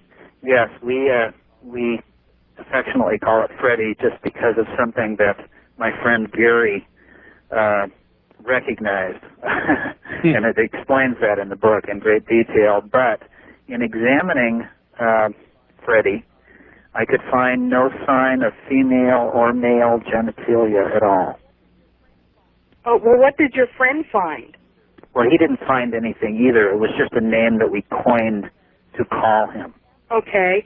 And I wanted to ask about the hair. In the photo on the internet, it almost looked like the alien has a mohawk, but it doesn't look quite like hair. No, was there hair down the center of the head? That's a good question. What do we see back there? No, there is no hair on the body at all that I could find. As far as the photographs that Art recently put up on the web, all it is skin, wrinkles, some folds, some basically veins.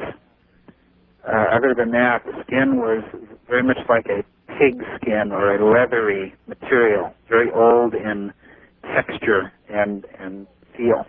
Did it feel rubbery-like, or did it feel like human skin? It was much denser than the skin on our face, much more leathery is the best word I can use. Okay. Hard. And then I have a question about the lie detector test. Yes. I wondered where you had the test taken, who took the test, and how that came about. I had that done through people that I have called the Alliance of Source, and it was done through a university criminology department, and I set that up myself. All right. Will that be in the book? Eventually. Okay. Okay, well, thank you very much. I'm anxious. Do you happen to know if and when the film will be released for us to purchase and where we can get You, it? of course, she's referring to the video that I have. Again, as soon as possible. Now, I will say one thing. In upcoming months, there are people currently working on bringing this information out to the public, and I think we are actually going to do some presentations. God help us. All right, very good. I'll look forward to that. So it would be a matter of, you think, months? Within the next few months. Next few months, all right. East of the Rockies, you're on the air with Dr. Jonathan Reed and Robert Raith. Hi. Hello there. Hello. Yes, hello. Okay, you have me, right? I have you, yes. My name is Tom. Tom, where are you? Poughkeepsie, New York. Poughkeepsie, all right? Familiar with Poughkeepsie? Yes, I am. Well, you answered some of the questions I have here about the vital signs. Vital signs. Yes. And did he take measurements? Yes, they usually do, autopsies and... All right. As you were examining this creature, what were you able to determine in the way of vital signs, if any? As far as I was concerned, there were no vital signs. No vital signs. And as far as measurements go, I did measure him from head to toe. It was 53 inches. And I did weigh him, and it was 51 pounds. Okay. Robert, I take it you've got all this in the book, right? Yes, it is. All right, good. West of the Rockies, you're on the air with Dr. Jonathan Reed and Robert Raith. Hi. Hi, my name's Mike. I'm from Salem, Oregon. Hi, Mike. And I'm just kind of curious. Now, when he hit the dog, or when the dog was getting attacked by this creature, now, how is it that you were able to strike him with the stick without him getting you, too? Well, I think it might have been just luck. luck? Luck. Yeah, I was just kind of curious about that because I mean, did he use some kind of a weapon on the dog? I don't know for sure. You don't know for He sure? described what was happening to the dog. Now, What happened to the dog was literally it imploded into itself. As incredible as that sounds, as if you could open a drain in the side of the dog and the body literally, circularly went into that hole until there was nothing left. Wow. Hey Art. Yes. Like last week when Ed Dames was on the show. I know this is totally off the subject, but it was kind of important to me. There was a basketball game on KEX, and they didn't play the first part of the show, so I missed it. And he did the Nostradamus thing, the 7th month of '99. yes. What was that he said that was coming from the sky? King of Fear. All right. What I recommend to you is I can't take the time right now. I'm sorry. You'll have to go back and listen to the archive, which is on the web, and that'll fill in the blanks for you. It would take too much time right now. I have another guest on. First-time caller line. You're on the air with Dr. Reed and Robert Raith. Hi. Hello. Hello. Mary from Buffalo, New York. Hello, Mary. Hi. I have 3 revelations, very short. Number 1, the description of it appearing like a gray. Perhaps it is like us humans here, like we have all different races.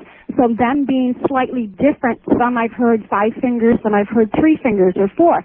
So they are like us, like they have different races on their planet. Entirely possible. Very Number possible. 2, the obelisk, I thought of it as being a teleportation device from another dimension. Exactly. Really? Okay, I think great. you're closer to it than Great. Okay. A lot of people early on thought it was a ship, and I think we don't think it's a ship. No, we don't. All right, number 3, having no genitals, perhaps they are cloned. They don't have sex like we procreate. They are cloned. That's a possibility. Okay, thank you. Thank you. All right, thank you, and Bye-bye. have a good day. East of the Rockies, you're on the air with Dr. Jonathan Reed and Robert Raith. Hi. Hi. My name is George from San Angelo, Texas. Yes, George. And the question I would have, other than it screaming at one time, did the creature communicate anything, either verbally or telepathically to you at any time when you were trying to communicate with it? Yes, it did. At a later time, and again, it's chronicled in the book, I made an attempt to go to the garage, go to the freezer, open the door of the freezer where no sound was made, but it was moving. It actually got out of the freezer by itself, sat in front of the freezer, and took some water from a bowl with its fingers up to its mouth. Wow. Was it a verbal communication or telepathic? Well, I don't think there was no words communicated, but there was a scream communicated and a second scream attempted when I put my hands to my ears, because the scream was not a typical scream. It was a shriek that would throw you against the wall practically. And when the second time that started to happen, I threw my hands over my ears and yelled, "No!" And it didn't make a sound. Did you get any distinct impression or like a feeling of sorts? Maybe it was, of something that may have been said or a feeling that you had? Well, I had a lot of feelings, and there were a lot of mixed emotions dealing with this thing. In other words, like something maybe it was directing to you, trying to give you an impression about something? Possibly. Okay, and then, by the way, Art, it's very good to have you back, and thanks for the opportunity. Okay, thank you very much for the call. Good question. Yeah, they were. West of the Rockies, you're on the air with Dr. Jonathan Reed and Robert Raith. Hi. Hello. Hello. Dr. Reed. Where are you, sir? Well, I'm stationed at Fort Irwin, California. All right. Which is right across the way from you, Art. But right now I'm up in Castle Rock, Colorado. Okay. Dr. Reed. Yes. Did you ever get any fluid samples from Freddie, like a blood or excrement or anything like that? Yes, we did, and as I explained earlier, I did take that into a medical facility and was told within a day that they had never received it, and they had no idea what I was talking about. Do you yourself know, by chance, could you compare it to like our blood or human blood? The material that I took was cranial fluid, which is a combination of, if it was a human, it's a combination of water, and also blood. And that's what it looked like to me. Now the color was a little bit lighter than the color of human blood, a little bit more transparent, but very similar. So I believe that it had an oxygen-based blood. Okay. Well, I guess that about does it for me. All right, caller. Thank you very much. Somebody writes, I have thoroughly enjoyed all the broadcasts with Dr. Reed and Robert Raith. However, I have a problem with them calling the objects pictured on your site an obelisk. The obelisk is a well-known geometric structure, the most well-known probably being the Washington Monument. That's an obelisk. I would think you'd more correctly call it a tetrahedron. And that probably is true, but it's just a name that you gave it, isn't it? Correct. In other words, it is not a scientific conclusion. It's the way you decided to call it. It was better than calling it a pinto. Yes, that's right. The name obelisk also gives you a feeling. Yeah, that's why it's called obelisk. Yeah. All right. First-time caller line. You're on the air with Dr. Jonathan Reed and Robert Raith. Hi. Hi, this is Ken. I'm calling from Vancouver, listening on CFUN. Yes, sir. A couple of nights ago, you had Dames on. Yep. Who remote viewed the pictures and said they were hoaxes. Yes, I wonder, Dr. Reed, if you happen to hear that. Yes, I did, through another source. And he talked about a black box, and that he saw this picture being taken in a black box with black background. Yes, that's what I was told. The only thing I have to say to that is the negatives will stand on their own. That's true. And no matter what anybody says, I know what I saw and I know what I photographed. And it's all there. And I don't want to throw any mud at anyone. I'm not here to do that. Okay. You are? This is Larry from Prunedale, California. That's the way to do it. All right. I have a couple of questions, one for Mr. Raith and a couple for Dr. Reed. Mr. Raith, what was your prior relationship with Dr. Reed, and what do you do for a living? Right now, I'm mainly just doing this. I'm writing, working with other people, and I'm going to be working on some other cases involving other things. As far as prior, I didn't know Jonathan prior to any of this. He called me. He contacted me. Why? Why did he contact you? Some individuals from, as he calls them, the Alliance, referred to me because I can write and because I am willing to give people a shot. And Robert was an unknown target. Okay. Dr. Reed, I do have one additional question. Yes. I was very curious that you had this being out sitting before you taking fluids. Then how did he get back into the freezer and you lock him up again? I actually sat there and watched him crawl back in the freezer on his own. Good Lord. Now this was a very labored being at this point. This was no longer a fast vibrating, stimulating type being. This was very labored, very in distress. Wouldn't you have tried to maybe assist him at this point and maybe warm him up or give him some other sustenance or something? Well, I did try. I did make attempts. And again, those are chronicled in the book. But it seemed to like where it was at. I have a feeling that the cold had something to do with that. I see. That's really something. I hadn't heard that before. All right. Caller, thank you. Thank you very much. Right. Take care. Here's somebody from El Paso, Texas, sending email to me. Would you please ask Dr. Reed if he's even speculated as to what the alien was doing in the woods in the first place? Actually, I've done a lot of thinking about it, but again, it would be total speculation because I have no clue. There was no signs of any tools or digging or sampling of anything. I thought about vegetation or plants, or anything. But the only thing I found was one small piece of hardware, which again, I had in my possession, and it has been stowed away out of the country, no longer in my hands. All right. Very good. East of the Rockies, you're on the air with Dr. Jonathan Reed and Robert Raith.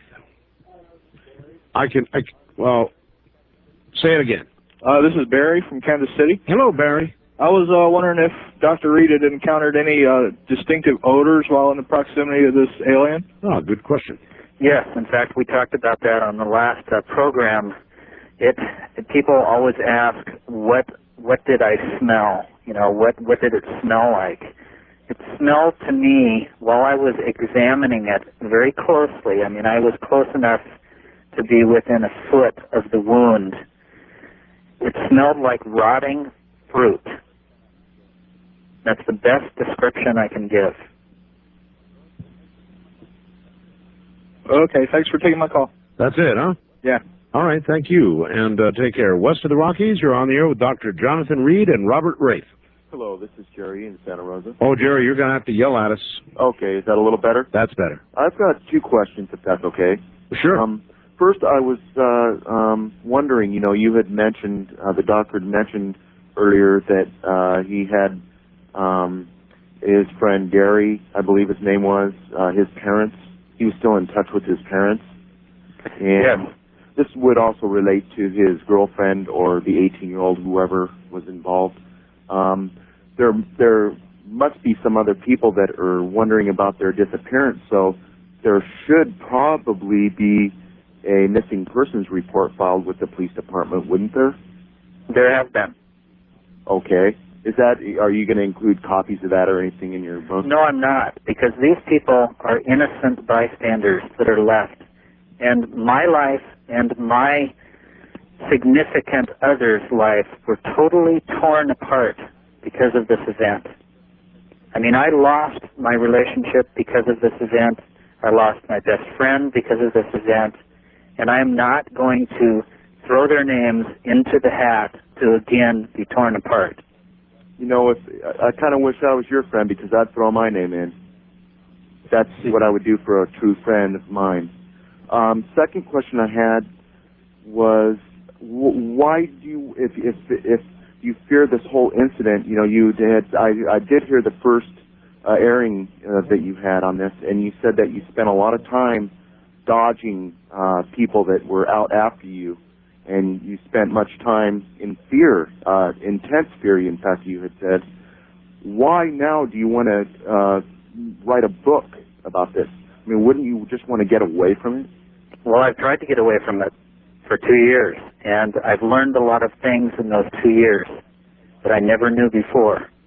And I think a lot of those things that I've experienced and that I've learned, other people would like to know also. Yeah, there's no question about that. There will inevitably be people who will accuse you of financial motivations, and I suppose there are some. In other words, you don't have much of a life now otherwise, do you? That's exactly right. And I have a right to earn a living too, as Bob Kvyat does, as Robert Raith does, as Art Bell does. Right. Right. No, you're exactly correct.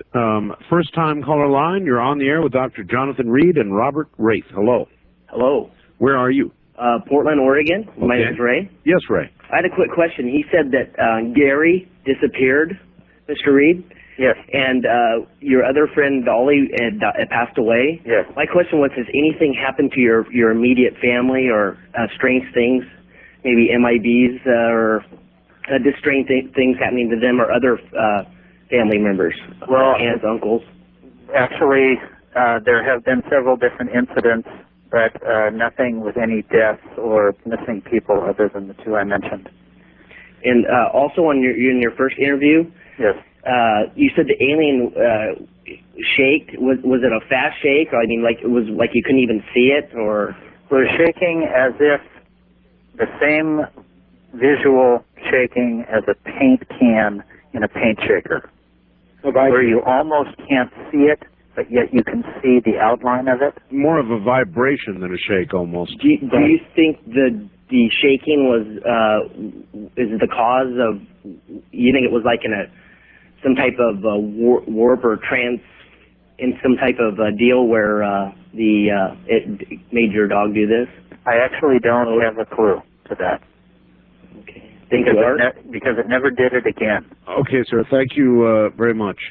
A lot of people are concerned about your being they're surprised that you were able to strike the alien. After its movement, it's in the middle of an encounter with a dog, and here you were able to walk up to it and hit it. Do you have any thoughts on that? Well, the only thing I can say, and people tend to forget that in describing the story, which is in great detail, we've done again, it takes a long time to set the scene so people can understand what happened. But in truth, the whole event took place in 15 to 20 seconds. Right. From seeing the being with my dog, destroying the dog, and lunging forward and striking it. You're right. People get it out of perspective. They listen to it over a period of hours, and I guess you tend to think, God, you know, the guy had lots of time to think. Well, he didn't. 15 to 20 seconds for the whole thing from the time you came over the hill. Exactly. All right. East of the Rockies, you're on the air with Dr. Reed and Robert Raith. Hi. Yes, hello. My name's Frank. I'm calling from Niagara Falls, New York. Hello, Frank. How you doing? Fine. One question. I seem to notice the story remains fairly consistent between the interviews. The only question that I had was concerning the visit to his house, and his house was ransacked and the evidence was taken. The first time he mentioned that he drove by and actually saw the vans and people carrying stuff. This time he said that it was the neighbors that had saw it. He didn't say that he had directly witnessed it. I wonder if he could comment on that. Okay, Doctor? That was in reference to the question that was asked whether the neighbors had seen anything. And yes, they had seen the vans also. Did you see them yourself? Yes, I did. I drove right by them. How many of them were there? 3. 3? And roughly how many individuals? What I saw was probably between maybe 4 and 6 at the most, but I was driving by at a pretty good clip. I can understand that. Were they dressed in any sort of manner, or did they have suits on, or no? Basically like moving men. Okay. Oh, really? Like moving men. That's very interesting. All right, caller. Like a jumpsuit. Yeah, I've got you. All right, caller. Thank you. Thank you very much. And take care. West of the Rockies, you're on the air with Dr. Jonathan Reed and Robert Raith. Hi. Good evening, Art. Good evening, Dr. Reed. Hello. This is Elizabeth from Kenai Peninsula, Alaska. Beautiful part of the country. I'm sorry? It's a beautiful part of the country. Yes, and we have about 6 feet of snow on the ground right now. And another storm came through last night, so I have to dig out before I get to go anywhere. My question is, I was wondering, I've heard about, you know, you're concerned as far as the government is obviously getting into your business here. Have you tried contacting any of the, say, congressmen or officials who are interested in exposing this and have had difficulty on their own doing so, such as Whitley Strieber is mentioned in his books? Well, politics is a very different type of bedfellow. Everybody seems to have an agenda of their own. And again, in the book, we do talk about different sources that we went through and did talk to. But basically, what would happen is we would not get the time of day. Even from the ones who have expressed interest previously? Well, we may not have hit on those at that time. Okay, well, that was my question. Thank you. Thank you. There you go. You've got your answer. Thank you very much. Jonathan didn't have a list of interested congressmen. I wish I would have. When he was going out and talking to these people, and even those that are interested, there's still, you know, there's a gray area there. Sure. No, I can easily understand that. First time caller line, you're on the air with Robert Raith and Dr. Jonathan Reed. Yes, good evening. This is Frank calling from New York City. Hi, Frank. Hi. My question is, I want to know, do you have any idea possibly what the government, or whoever these people are that retrieved, who took the being from your premises, what they may be doing or storing? Well, first of all, I don't know that, in fact, they did take him. I know that when I returned to my house, that the freezer and Freddie were gone. Now, I can't prove that they did it. I never saw them carry the freezer, to their van. But all I know is what I saw when I drove by and what I saw when I went back. Do I know what they're doing with him? I don't know that they still have him, but I also don't know that they don't. But I do know that there is a lot of material out in this world that people don't want you to know about. And that pretty soon, a lot of it's going to be coming out. And my other question, do you think it's one particular organization holding this material, or is it many organizations, do you think, holding these different materials? By what I have determined, I think it's a joint program of many, many different sources worldwide. Thank you very much. All right, sir. Thank you very much for the call. Time is short, I'm afraid. West of the Rockies, you're on the air with Dr. Jonathan Reed and Robert Raith. Dr. Reed? Yes. I would like to know a little about your background, where you went to school, and what kind of degrees you have. Well, at this time, all that information is in the book, but we're also trying to protect other family members. And that information, like I said, is portrayed in the book to give you the answers you need. So you've been published, and you've written papers and that sort of thing? Yes, I have. How long did you go to school, approximately? 7 years. Now, you're talking about college? Yes, well, I'm sorry, but I have to vote a vote of skepticism. That's fine. Yeah, your story sounds real good, but I guess we'll just have to wait and see. Thank you. Thank you. All right, thank you for the call, and that really is fine. There are a lot of people, obviously, who are going to be skeptical, and perhaps that is as it should be. In other words, had I not experienced seeing a craft close up, I would be skeptical of many reports of, craft that have been seen that were as close as mine. I'd be skeptical. It's a healthy thing to be skeptical. Is there anything that either one of you wanted to get out tonight, Robert, that we haven't managed to get out? Well, let's see. DRREEDLINK@AOL.com. You guys are going to have a lot of fun answering a lot of email. Oh, yeah. It's the San Diego UFO Society. Right. And their phone number is 1-619 Right. 299 Right. 9157. What part have they played in this? They've been a clearinghouse for a lot of our sources to try to get this information out. Okay. That's the San Diego UFO Society at area code 619-299-9157. When did you go to them, Doctor? We went to them through another source, and that source is Chris Fine, who has helped us direct getting some of this information out. That's a source in San Diego. I see. Their mailing address is P.O. Box 34351, San Diego, California, 92103. 92103. You better do that again. The San Diego UFO Society. P.O. Box. P.O. Box. 34351. Right. San Diego, California, 92103. And what would they, if somebody were to write to them, what would one expect?